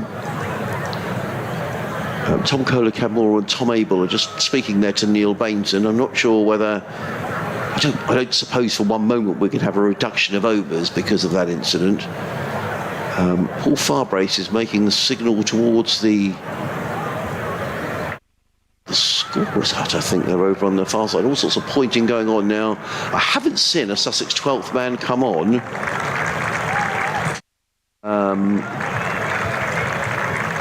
Unless that's Harrison Ward, who may have come onto the field as a 12th man.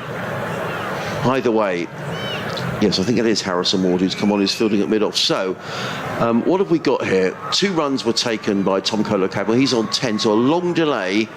Somerset is 64 for 2. From what I can see, I don't think Shadab Khan is back on the field on his Sussex debut, having collided with Nathan McAndrew. This, isn't it? Yeah, very difficult. Break their concentration. Yep, there's been a long break in play.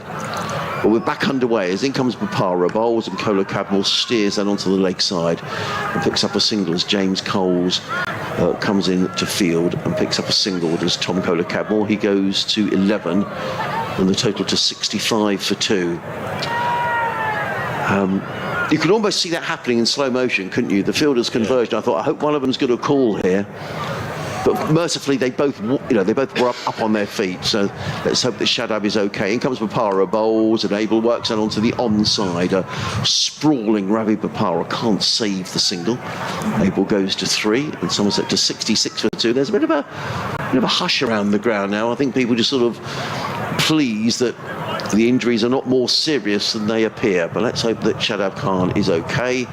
We'll have to wait and see what happens in terms of replacements. But I'm fairly certain that's Harrison Ward. And it looks to me, was that James Coles who's going to bowl? I think it is.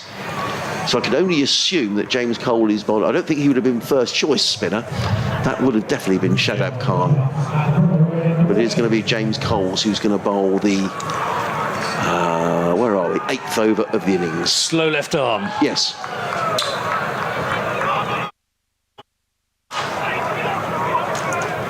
He's going to be bowling to Tom Abel.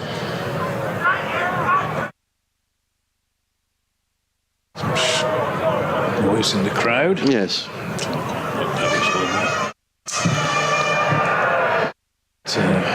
Yes, that is Harrison Ward is in there at a more orthodox backward point. But he won't bowl. Well, he can bowl a bit of spin, but he's also, I guess he could be a replacement, but he would very much be a part-time bowler. Here's James Coles in bowls and a Yorker, which is worked up to long on by Tom Abel, just for a single. Yes, proceedings, slight air of unreality to them. Need to settle back into the game now. 67 for 2, Somerset. Coles to Coda Cadmore, who smashes this away through the offside, and it will go for 4 runs. Tom Clark out there did his level best. Is it Tom Clark? It's George Garton. George Garton. Tom Clark had been fielding out there. George Garton sprinted across, put in the dive, but there was too much power on the shot. 71 for 2. Coda Cadmore on to 15. Goals in again. This is driven up to long off. Intelligent batting this by these two. Picking off the occasional boundary and rotating the strike with singles. Somerset need of around about 8 runs and over. Coles to Abel. Full toss, which is whipped away down to deep backward square leg. Missed out there, Tom Abel. Nice juicy full toss, 73 for 2. And that was fielded there by Nathan McAndrew, who was very quickly round the leg side boundary. So he looks okay, is the good news. Coles to Coda Cadmore. Goes for a cut and doesn't time it at all. Got away with that, didn't he? Yeah, it was short and invited the shot. Maybe not quite coming onto the bat. He gets in again and bowls. This time this is punched through the offside by Colin Cadmore just for a single. 74 for 2. Over quickly dispatched by James Coles. Yes, he does get through his overs very quickly. Just the 8 off the over. That's all Somerset need. Yeah. I think. Yeah, so the required run rate, actually the required run rate is 9.2 and they're currently going at 9.2. Yeah. So, I don't know what that music is. Heavy metal, Adrian. Not your bag, I suspect. Now this is interesting. Nathan McAndrew is going to shake it off by having a bowl. Yeah. Ah, jeez, it's nothing. Yeah, he's okay. I think it was him who colliding. Yeah. Who sort of. He's a big fella to bump into, isn't he, Nathan McAndrew? He's built like sort of a lock forward. But he's okay. He's running in, coming into bowl to Tom Cola Cadmore, and Cadmore pulls that away on the leg side, and is that going to go for a maximum? It is. You know, I think if George Garton had been on the boundary there, he might have been out. And George Garton was 4 or 5 yards in from the rope. He wasn't standing there when he played the shot, was he? He's back on the rope now, but he wasn't on the rope. And I think that might have been down his throat, you know. So, 6 to Cola Cadmore. He goes to 23. Good shot, 80 for 2. Somerset in pursuit of this 184 to win. McAndrew in bowls, and Cola Cadmore drives into the offside, fielded by Ravi Bopara, and there is no run. Took pace off there, did yes. McAndrew. Yeah. So, floodlights now have taken full effect. Beautiful scene away to almost, you can see the sun is finally setting away to the left.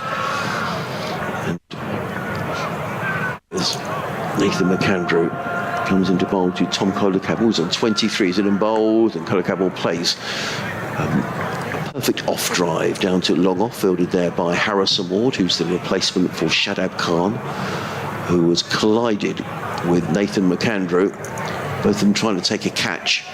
Shadab has left the field. The good news was he walked off, so let's hope that any injury isn't too serious, but he hasn't reappeared. So we're yet to see him bowl in Sussex colours. Nathan McAndrew runs away from us. In bowls, and that's short and played onto the onside by Abel, who just picks up a single to short fine leg, fielded by Ali Orr, who gets in the throw. One more to the total. 82 for 2 are Somerset. Kohler-Cabell on 24. Abel is on 7. The man out, Tom Banton, for a very quick 32, including one over in which he took 29 off Finn Hudson-Prentice. Those 32 coming off of just 15 balls with 3 sixes and 2 fours.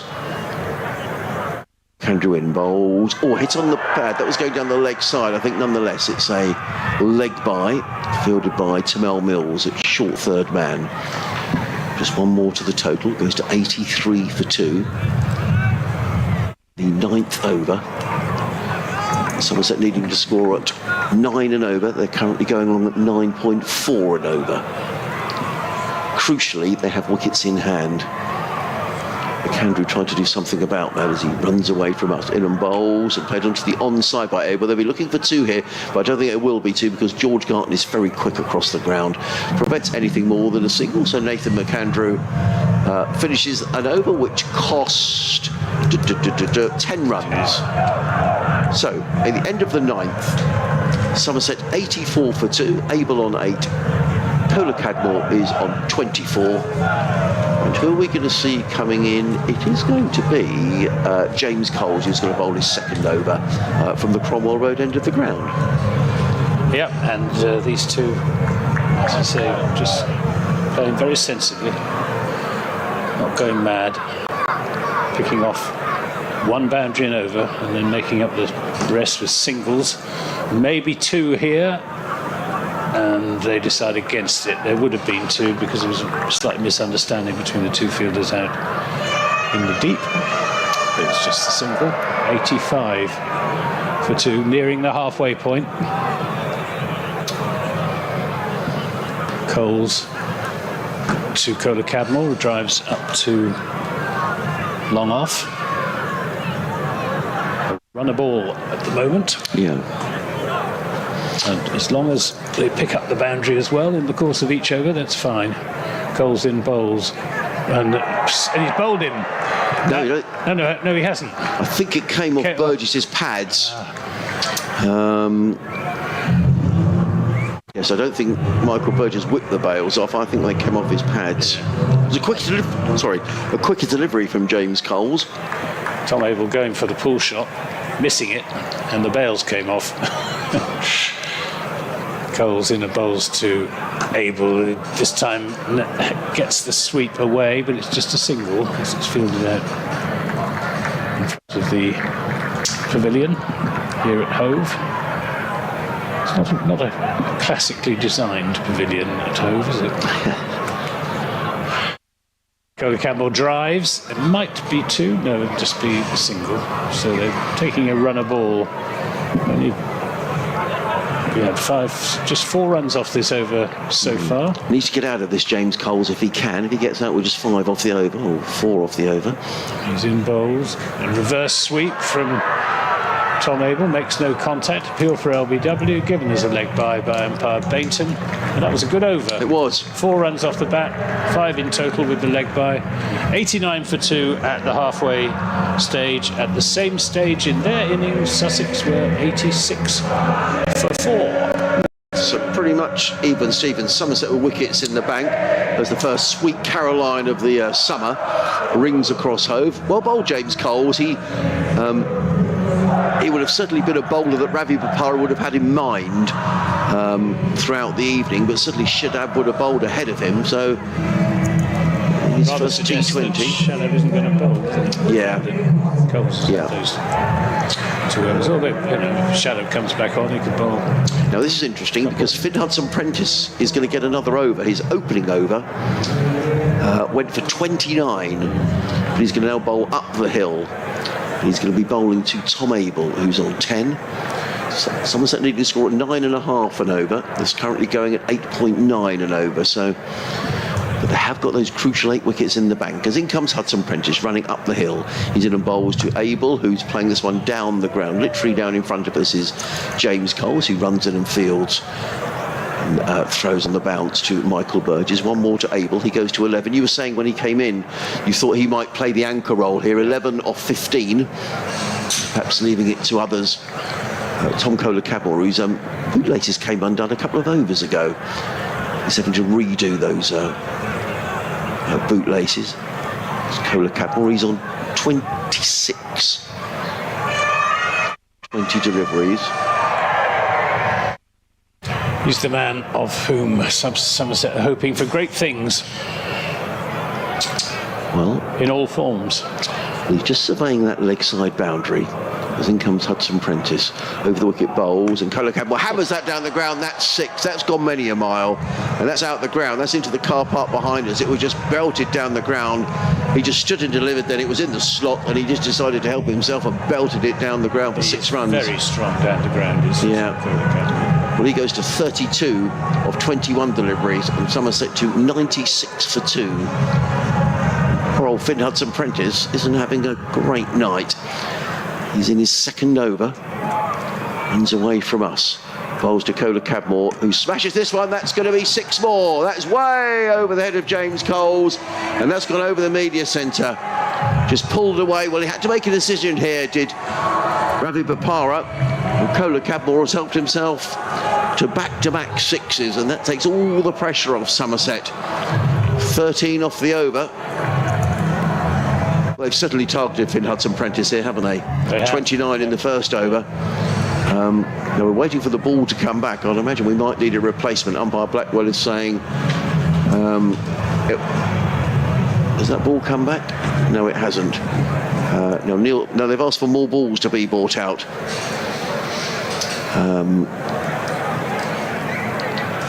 Just waiting for that ball to be brought out and see if we've got anything. It's nothing much. But couldn't have gone out the ground because there's an office block. Yeah, there is. Yeah, flats behind us. So you'd have thought someone might have got the ball. Anyway, the umpires are now being brought out another box of ball. Nothing yet in terms of Shadab Khan, I'm hearing. So as soon as we get any news at all on the Pakistani international, who was making his debut in this game, had to leave the field after collision with Nathan McAndrew, both trying to take a catch.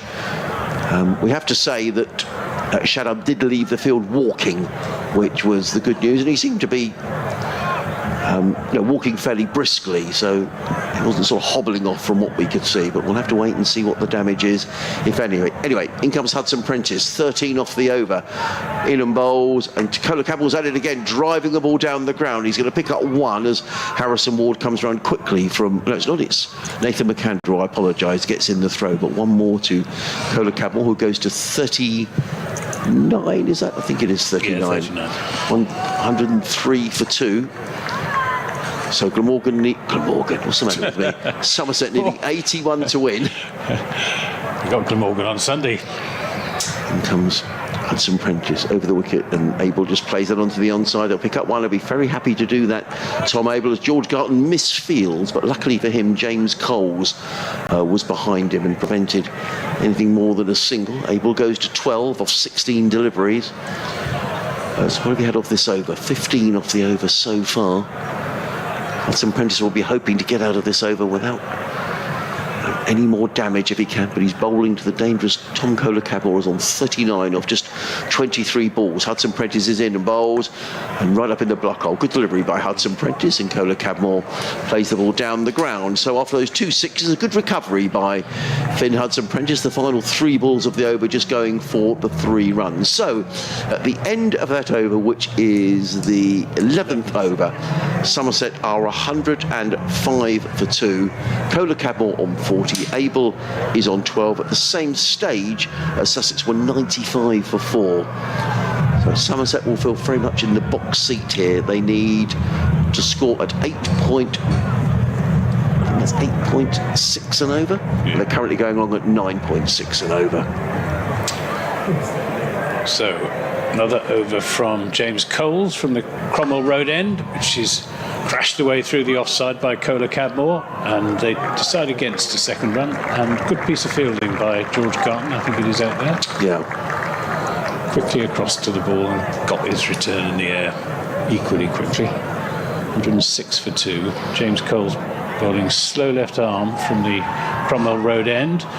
Abel gets a full delivery, which he slog sweeps but doesn't time, so it's just the single. He was looking to hit that into the pavilion for 607 for 2.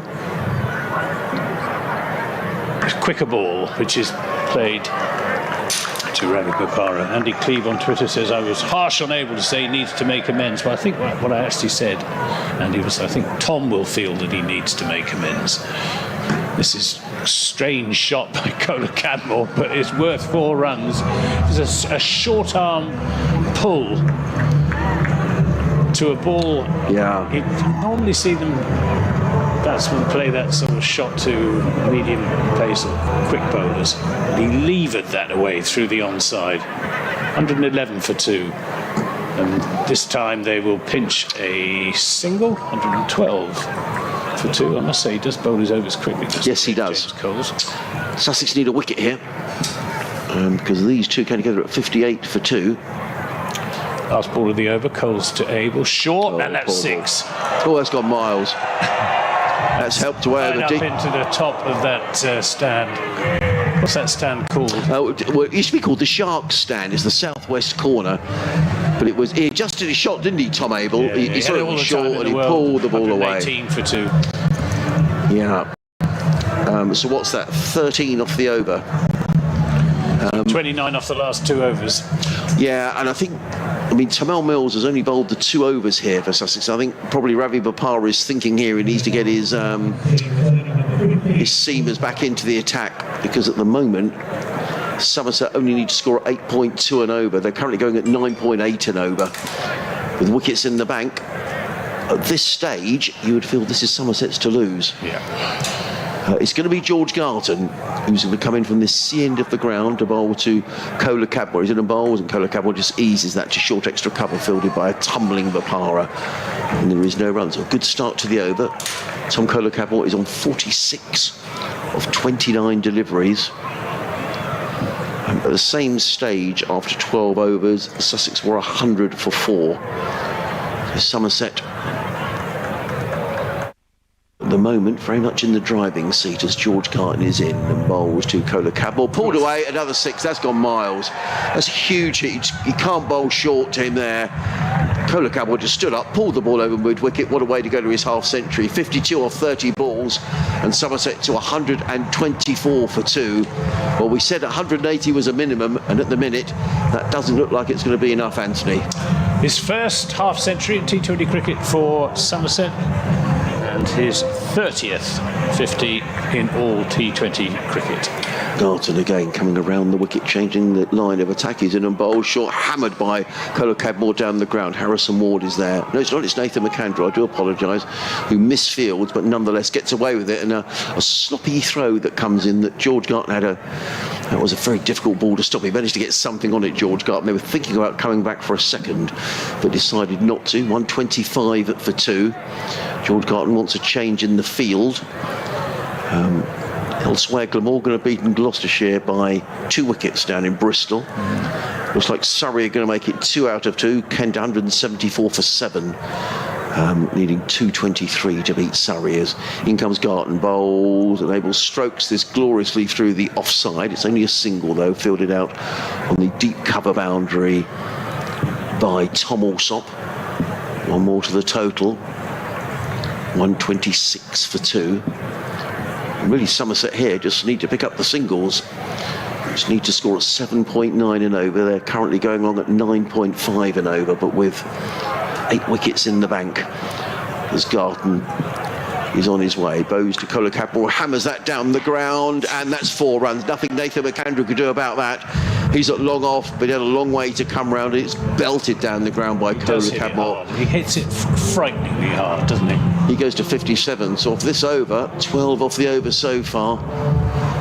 And I'd have thought we might see a bit more. Ravi Bopara has just bowled he's bowled the 1 over or 2 overs. Let me just have a check at my numbers here. Bopara has bowled just 1 over for 6. Which is maybe a little surprising. You think you see him back into the attack. As in comes George Garton. Bowls to Kola Cadmore, who hammers this down the ground. Well, he doesn't actually hammer it. That's poorly described by me. I apologise. Just a single off the toe end of the bat. Nonetheless, he'll retain the strike, which is probably bad news for Sussex. Kola Cadmore is on 58. Tom Abel is on 20.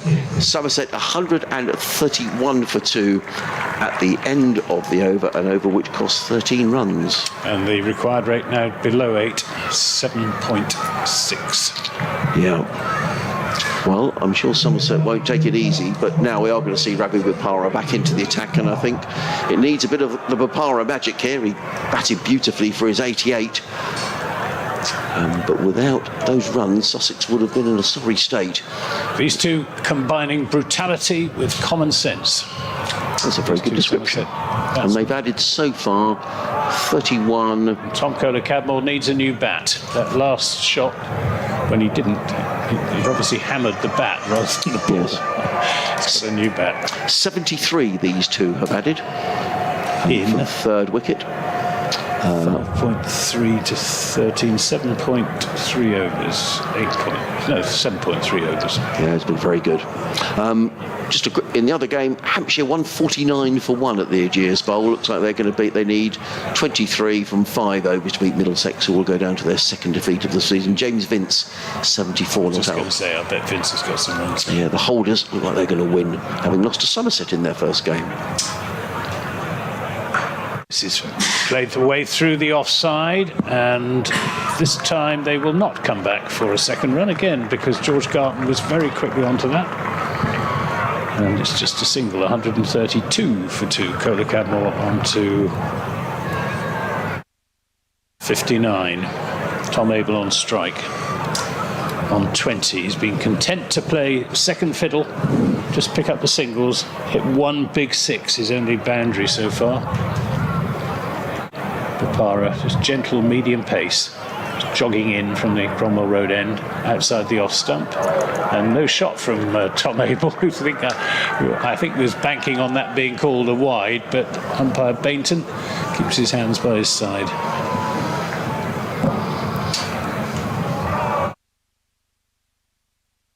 Here comes.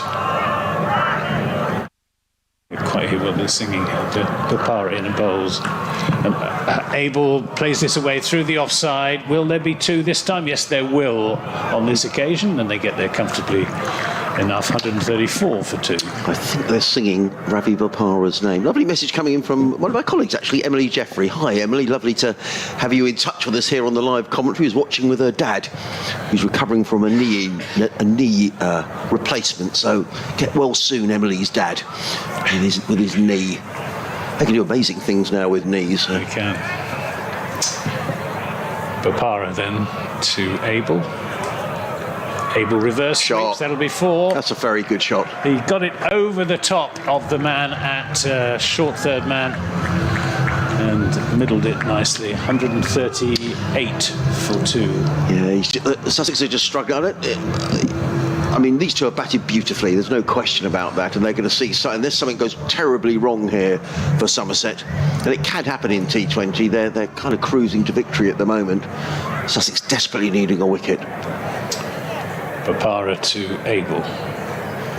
He goes for that slog sweep, hasn't got hold of it, could be a catch. Oh, crumbs! I thought the 2 fielders were collide again. It lands short of McAndrew, who was hammering round the boundary down at... I think the crowd thought that there was going to be another collision as well. Yeah. Thank goodness, we've already had one of those today. We don't want another. Just a single, I think. Yes, it was. 139 for 2 means that Kola Cadmore, the dreaded TKC, is on strike. Bopara bowls to him and just plays it quietly back up the pitch. Yeah, that was a good over. Just the 8 runs coming off of it, but at this stage, Sussex need wickets. And I would imagine, Anthony, before much longer, we're going to need to see Tamal Mills back into the Sussex attack, because it would seem... Well, they've got to take a wicket. Well, absolutely. And you've got Tamal Mills. How many more overs have we got? We've got another 6 overs to go. Mills has only bowled 2 of his overs, so you'd have thought they'd want to get their strike bowler. You don't want him, Sussex, to lose this game and your strike bowler hasn't bowled his 4 overs. So, 6 overs to go here on BBC Radio Sussex, BBC Somerset. Adrian Harms and Anthony Gibson with you on commentary. A very good evening wherever you're listening from.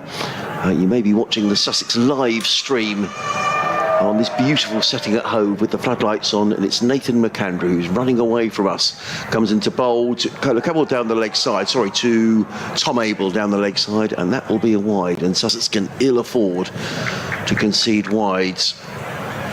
Total goes to 140 for 2, so Somerset needing 44 to win in 6 overs at a rate of 7.3 and over. They're currently scoring at 10 and over. These two coming together when the score was 58, so these two have added 82 for the 3rd wicket. McAndrew, tall man, runs away from us, in and bowls, pulled away onto the, or attempted to pull away on the leg side. The ball hits the thigh pad and bounces out into the offside, and it's a leg by, which gets the dangerous Kola Cadmore back on strike. He's 59 off 35 balls. If you're just joining us, the story of the game, Sussex making 183 for 8. Ravi Bopara top scoring with 88 in 49 balls, including 7 sixes. But no one really able to play a substantial innings alongside him. Ali Orr made 33 at the top of the order. As in comes McAndrew, bowled, pulled away by Kola Cadmore onto the leg side, fielded by George Garton out at cow corner, gets in the throws, just a single. McAndrew applauds. He's very quick across the ground, is George Garton. It's just a single. Kola Cadmore to 80 off 36 balls. Somerset to 142 for 2. Matt Henry taking 3 for 50 for 3 for Somerset. 50, yeah. But the best bowling, Van der Merwe, 1 for 15 in his 4 overs. In comes McAndrew to bowl to Tom Abel down the leg side. That's going to be another wide, the 2nd wide of the over. There's a rather resigned feel around Hove at the minute. Yeah. And Sussex need a couple of wickets to get themselves back into the It's all game. a bit flat, isn't it? Yes, it has. I can see Tamal Mills is warming up at short 3rd man, and I would imagine, I'd be amazed if he doesn't bowl the next over down the hill. He's only bowled 2, and Tamal Mills can change games. McAndrew, tall Australian, runs away from us, comes into bowl to Tom Abel, who flicks that in the air to deep mid-wicket. George Garton comes in, fumbles the ball, but nonetheless gets the throw away before any further damage can be inflicted. The problem that Sussex and Tamal Mills will have, though, is that Mills is going to have to take wickets. Oh, he is, absolutely. These batsmen don't need to give it away. They don't need to take risks. Absolutely. They can see him out of the attack and score the runs that they need at the other end. Somerset just needing 40 to win as McAndrew is in. Bowls to Kola Cadmore, who hammers away on the leg side. Doesn't quite get all of it. They're going to get they're going to get one. They're going to come back for a second. George Garton with a good sliding stop in the outfield and a good throw on the bounce to keeper Michael Burgess. But Kola Cadmore comes back for a comfortable second. He's on 62. Somerset to 146 for 2. The breeze has almost completely dropped away now. Looking at the flags on the clock tower scoreboard, they're now pretty much limped to the flagpoles as McAndrew under the lights here at Hove, over the wicket, bowl short, pulled away. That's going to be brilliant effort by George Garton, but it's gone for 6. It was short, it was pulled away again. I think, had George Garton been right on the boundary, do you think he was right on the line there? He was right. It was a great effort. Further back, it was a great effort. He palmed the ball in the air and couldn't quite catch it on the return, but 6 more to Kola Cadmore. He goes to 68 and he's leading Somerset to victory here, 152 for 2. Somerset needing another 32 to win, and there are 5 overs remaining after this ball.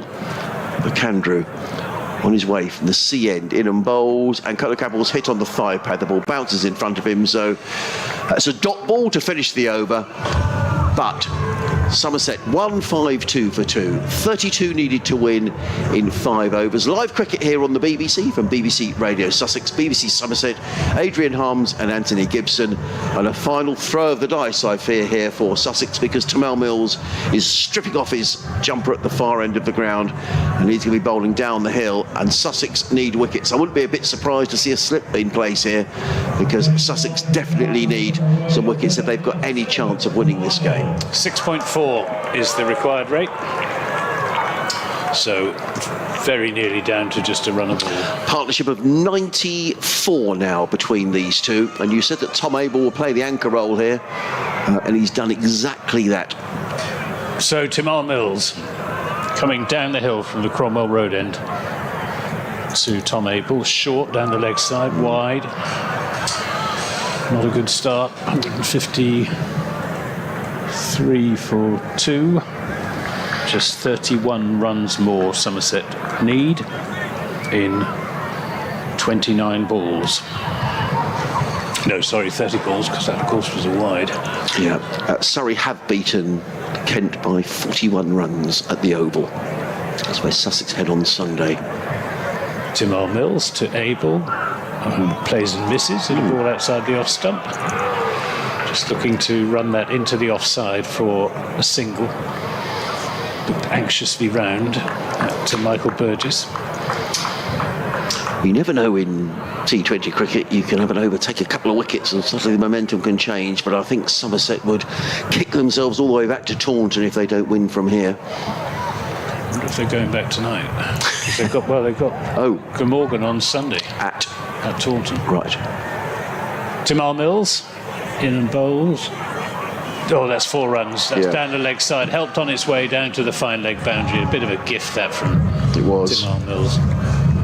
Takes Abel on to 32, 157 for 2 now. Somerset, who topped the table after one game because they had a spectacularly good net run rate, having beaten Hampshire with the best part of 10 overs to spare. And if they carry on like this, do their net run rate too much harm. Tamal Mills to Tom Abel. This is nicely played through the offside by Abel for a single. 158 for 2. Yes, and he's played a good innings here, hasn't he, Tom Abel? 33 and 28, just about a run a ball. And that's exactly what was needed, and that's the 100 partnership between these two. It is. Big applause. Yeah, I don't think anyone's realised around the ground, actually. But a very fine partnership. It certainly has been. In 10 overs. So 100 in exactly 10 overs. As Mills bowls to Kola Cadmore, who drives, and it's well fielded. Yes, that's Tom Clark who's in there. I think mitigating factors here for Sussex. I think the injury to Shadab Khan, it can unsettle a side anyway, but let's hope he's okay. But he would have certainly bowled, you'd have thought, 4 overs, the Pakistan leg spinner. So Sussex have been deprived that, and that's a big miss. Not that James Cole's bowled badly. No. 3 overs for 25. Here he comes, hop, skip and a jump into TKC. He's there and bowls a slower ball, which TKC drives for 4. He spotted that, and it was a bit of a half volley as well. So money for old rope for Tom Kola Cadmore. 162 for 2. He moves on to 72 from 41 deliveries. Yeah, and it's turning into a comfortable win for Somerset here. People's just a few at the far end of the ground starting to drift away. In fact, more than a few. Tamal Mills, well, he was brought back to take a wicket. He hasn't managed that yet. No. He's into Kola Cadmore. Short, and could be out. Should be out. Yes. James Coles takes the catch. And that's the end of Tom Kola Cadmore. Just looking to uppercut that, really. But third man was back, and a pretty straightforward catch to James Coles just below our commentary box. So a fine innings from Tom Kola Cadmore comes to an end. He has gone for 72 of 42 deliveries with 5 fours and 5 sixes, and he's put Somerset in a position where they really should not lose the game from here. Well batted. Very well batted indeed, and he gets a good round of applause as he makes his way off as well. We've seen 2 excellent innings here tonight. Tom Kohler-Cadmore, as Anthony was just saying, and Ravi Bopara, who made 88 not out earlier on. Well, you never quite know in T20 cricket, but I think from here it would be... We did see a game here last year where Sussex threw away a position against Gloucestershire, very, very similar to this. But I think there's a little bit too much experience in this Somerset side to do similarly. They only need 22 to win in 4 overs. The first of which is going to be bowled by Nathan McCandry. The new batsman is Tom Lammonby. Left-hander. But it's going to be Tom Abel, who is... There are a lot of Toms in this game, aren't there? There are. You know, it is the most popular Christian name amongst first-class cricketers. There are more Toms than any other Christian name. In comes Nathan McCandrew, bowls down the leg side, and well, just can't afford to do that, can you, in a situation like this? Shouldn't say Christian name, given name. Yeah. In the Sussex side, Tom Clark, Tom Alsop. In the Championship, we'd have Tom Haynes as well. Yeah. So often the top 3 are all Toms. Andrew, who doesn't seem any the worse for his collision with Shadab Khan. We'll wait to see what the situation with him, but for the time being, he needs to concentrate on getting a wicket. Comes in and bowls, and Abel just plays it off the hip down to deep mid-wicket, picks up a single. George Garton is very quick across the ground, gets in the throw, but Somerset just need to pick up the ones here to see themselves through to victory. He goes to 34, does Tom Abel, and Somerset to 164 for 3. They need 20 more runs to win in 23 deliveries. Now a slipper's gone in place. George Garton going into slip. Sussex desperately needing wickets here. Now Ravi Bopara, he's bowled 2 overs for 14. I don't know whether he's thinking of bowling at the end, but it may be a little too late by then. A fairly lengthy delay here while we get a change in the field. So James Coles is going up to mid-off. They've got a fine leg in place now, a deep mid-wicket and a long on. A slip in place as well. Now they've changed the field again. So Bopara has brought more players. So he's got 1, 2, 3, 4, 5 players inside the circle. He only needs to have 4 at this stage, as in comes McCandry round the wicket, bowls to Lammonby, who plays that to mid-wicket. There is no run, fielded by Tom Alsop, so a dot ball. 20 needed to win in 22 balls. Big debate going on between Bopara and McCandrew as to where the field's going to be. McCandrew's back to his mark at the C end of the ground. He's bowling up the hill to the left-handed Tom Lammonby, who's yet to score. He's in and bowls, and Lammonby with a play and a miss outside of the off-stump. Good delivery by McCandrew, taken by Michael Burgess. It's the second dot ball in a row, so Sussex aren't throwing the towel in just yet. That's an owl. An owl? Oh, wow. No, it's a seagull. It's all right. Yeah, they're flying around in the lights. It's a fantastic scene here at Hove with the floodlights shining brightly. Nathan McCandrew around the wicket, bowls to Tom Lammonby, who's in, and Lammonby with a play and a miss outside the off stump. So 3 dot balls in a row. So Sussex at least making Somerset work for these final 20 runs. Just the 2 runs off the over so far, wide and a single taken.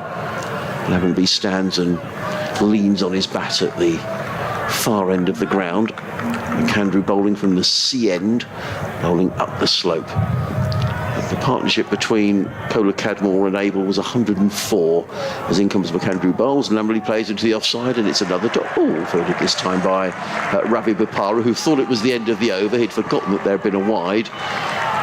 So 4 dot balls in the road, and suddenly the Hove crowd are waking up as if to sense that maybe there may be a comeback here from Sussex.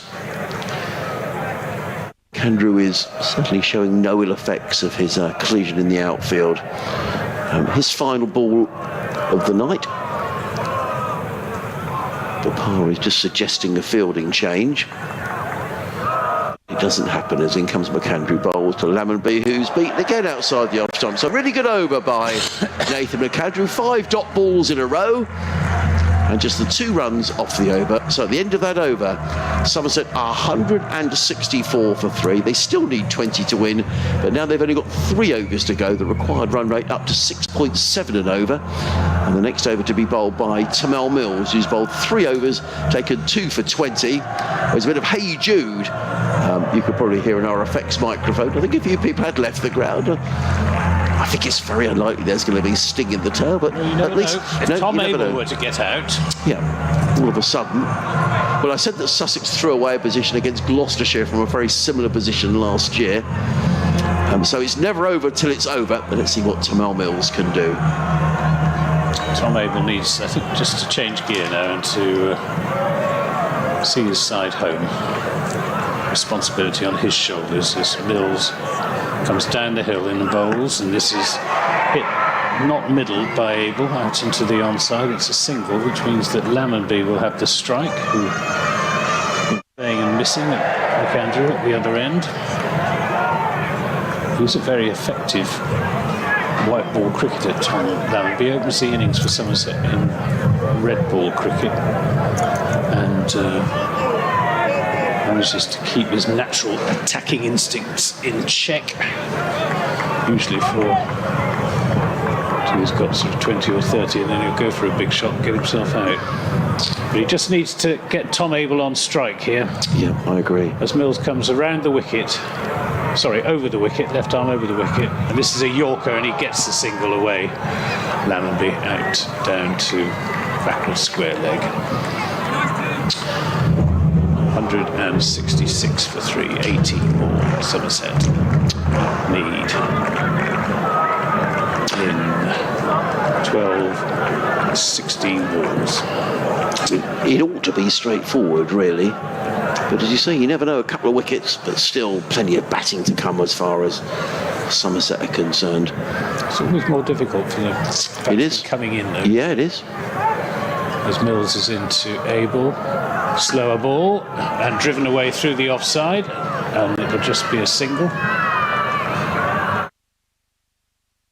167 for 3, 17. Somerset lead. Yeah. Well, it's been nice and tidy from Tamal Mills.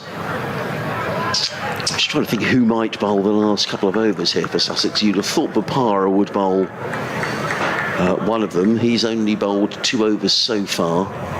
George Garton's still got an over to bowl. Here comes Tamal Mills to the left-handed Lammonby. He's there and bowls. Lammonby scoops this. He's coming down and will be caught by James Coles down below us. And Tom Lammonby's brief and inglorious innings comes to a fairly inglorious end as he goes for the scoop. Didn't get hold of it. Simple catch to James Coles at fine leg, and he walks off, and perhaps this game will have a twist in the tail. It's 167 for 4. Lammonby's gone for just 1. Yeah, it wasn't the greatest shot, really, was it? As you say, I think what was needed was probably just picking up the 1s and 2s, but of the last 9 balls, Somerset have only scored 3 runs. So maybe he felt it was worth taking a risk. But Lewis Gregory coming in, and you'd have thought that the skipper will steady the ship here for Somerset. Just a little wobble. Stuttering. Yes, they are stuttering over the line, aren't they? Yeah. Reached the line yet? No, they haven't. And well done, Sussex, who have... They've had to bring Tamal Mills back into the attack, and he's responded. He's picked up... what's he picked up? 3 wickets. Yeah. Tamal Mills. Well, the crowd have certainly woken up. Bit of good old Sussex by the sea. Yes, the Sussex. Yeah. Somerset really... Well, there is the green hills of Somerset there as well. It's not really... It's just celebratory song. Well, it's a song that's belted out at the Amex every at every match as the teams come out. Not quite Here's as Mills hard, then into Gregory, who will pick up certainly one, and I think they will settle for one as he sensibly just placed that square of the wicket on the offside into a gap. 168 for 4, 16 more needed. Yeah. In 2 overs and 1 ball. I mean, it's almost inconceivable Somerset could lose them, but I agree with you, Anthony. When new players are coming in, they're thinking. I'm sure they're thinking very positively because that's the mindset of cricketers. But you're also in the back of your mind thinking we can't possibly not get over the line here. So there is always that slight doubt. But Abel's looked very composed throughout. Well, if Abel gets out, the game is back in the balance. Get more field changes. Pulled in a slip as well. That's Jamal Mills. So last ball of Timal Mills' spell. Down the hill, in and bowls, short, and it's over the head of Burgess, and I think we'll go for 4. It does, and it is a top edge from Tom Abel. 172 for 4. And Michael Burgess leapt, but it was well over his head. Full shot though, 172 for 4. So 12 more Somerset need the last 12 balls. Yeah, I just thought for a moment there actually that maybe I hadn't got enough on it and maybe Michael Burgess was going to catch that, but in the end it was high over Michael Burgess's head. And as you say, Somerset just needing 12 to win. Elsewhere tonight, just to bring you right up to date with other scores, as Ravi Bopara does come on to bowl the penultimate over. Wins for Hampshire, who have beaten Middlesex convincingly by 8 wickets at the Ageas Bowl. Glamorgan have beaten Gloucestershire by 2 wickets at Bristol. And Surrey convincingly beat Kent at the Oval by 41 runs. So they're the results in the Southern Group, always very competitive. Every year the Southern Group is so competitive. And Somerset here need 12 runs off 12 balls to make it 2 wins out of 2. Michael Burgess standing up to the stumps to Ravi Bopara. Got a bit of overtime here because we had that awful collision between Shadab Khan and Nathan McAndrew, which means that Shadab hasn't been on the field. But what can Ravi Bopara do? He comes running into bowl to Lewis Gregory's in, and Gregory places firmly to mid-wicket. Good tumbling stop by... who's that in there? Finn Hudson-Prentice. And there is no run. So dot ball to get things underway. Required run rate up to 6.5 and over. 11 balls left, 12 needed to win. Bopara, this relatively short run-up of about a dozen short paces is in and bowls, and Gregory hammers that one away down to long on and picks up a single fielded by James Coles, who misfields, but it doesn't cost his side a run. One to Gregory, who examines the bottom of his bat. And Somerset needing 11 to win. Of 10 balls. Finish it in this over if they can. Yeah, they won't want to leave it to the last over, that is for sure. So 3 men guarding the leg side boundary, 2 on the off, 4 men saving a single. Bopara is in and bowls, and Abel strokes this one out towards the sweeper on the cover boundary. Again, it's just a single. Tom Abel goes to 41. Somerset to 174 for 4. Means they need 10 to win off of 9 balls. As Lewis Gregory surveys that leg side boundary, you're quite right. There's no way he'll want to leave it to the last over. Bopara into Lewis Gregory, who hammers this one down the ground. They're going to get at least 1 and possibly 2. Well fielded by James Coles, but they come back for a couple of runs. That was well fielded by Coles, a tumbling stop, and the throw came in from Ollie Carter, who's on the field now for Sussex. I'm not sure if someone else has gone off, quite possibly. Maybe Nathan McAndrew has left the field. Anyway, 8 needed to win. Of 8 balls, Bopara in bowls, full toss, hammered down the ground, and that's going to go for just a single, fielded by Carter down at long off. They were looking for a second run, it wasn't there. 7 needed off 7 for Somerset. Boundary come in handy. And Tom Abel is on strike. He's on 40. It's been a good over by Ravi Bopara. He's just conceded the 5 runs so far. He's coming for the final ball of his spell. Bowling to Tom Abel. He's in and bowls, and Abel plays that one down the ground. Now they're going to take one. They'll look for two here. Lewis Gregory will want to come back. The throw comes in from James Coles, who needs to be really quick. Oh, there is going to be a run out. Well, they nearly messed that up, Sussex, but there is a run out, and Tom Abel is run out.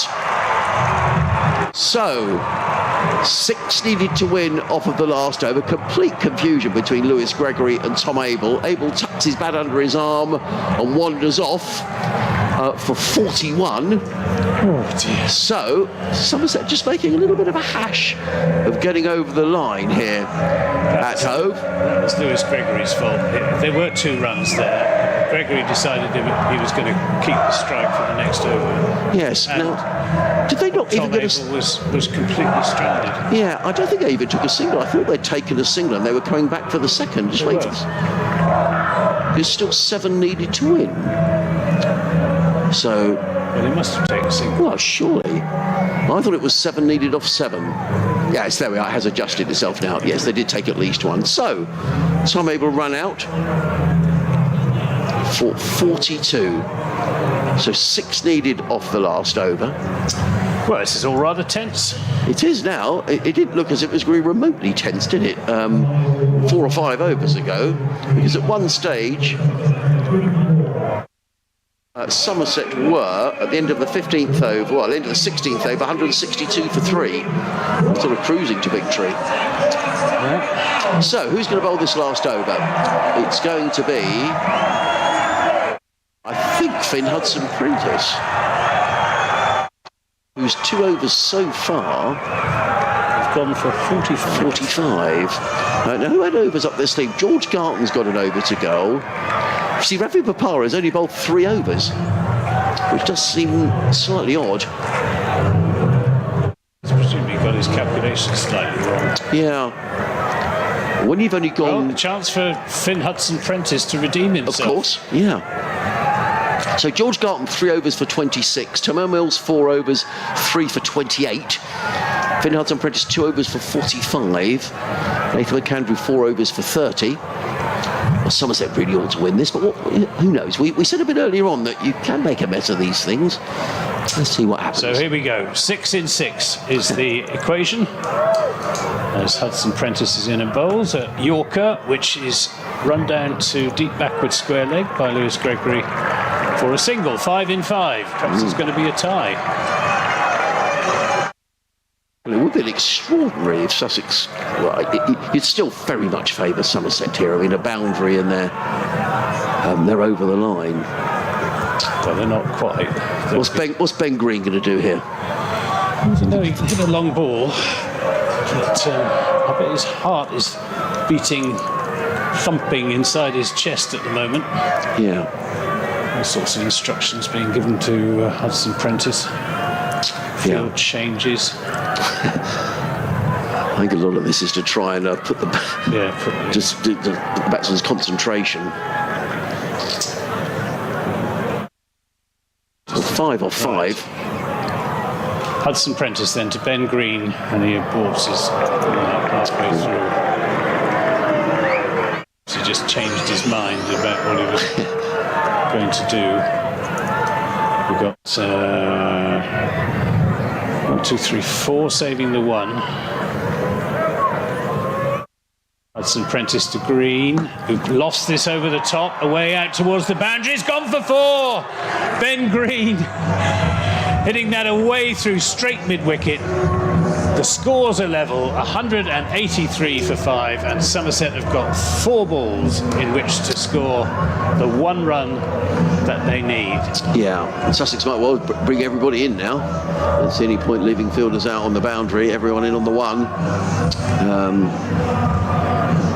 It's a tough hole, good shot by Green because there's a bit of pressure there. Shot, yeah. He picked the spot.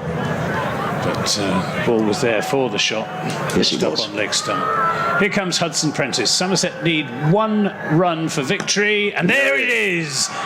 Ben Green strokes that away through mid-wicket, and Somerset have won by 5 wickets. They've chased down 183 to win, and they've done it off the third ball of the final over. It ought not to have been as close as that, because at one stage Somerset seemed to be cruising to victory thanks to 72, an explosive 72 off 42 deliveries from Tom Kohler-Cadmore and 42 from Tom Abel. Those two shared a stand of 104 for the third wicket and seemed to have made the game safe for Somerset.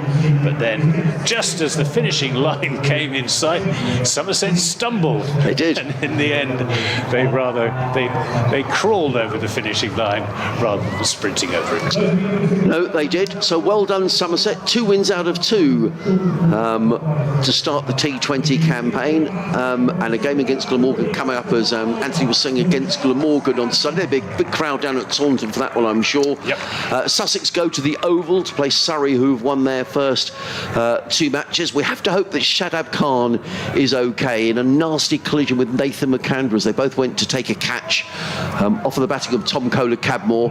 Shadab did walk off the ground, so we hope that he's okay, although he played no further part in the match. And clearly that did affect Sussex, but I think we should say well played to Somerset, because wonderful innings by Tom Kohler-Cadmore. And in the end, despite 88 from Ravi Bopara, Sussex didn't have enough runs. So we'll go and get some reaction from the players and find out how Shadab Khan is. Just remains to say thank you very much to Anthony. Great pleasure, Adrian. It's a good win for Somerset, 2 in 2, and against a very good Sussex side. Yeah, and great to see you as well, Anthony. So we will bid you farewell from Hove with the news that Somerset have won here by 5 wickets.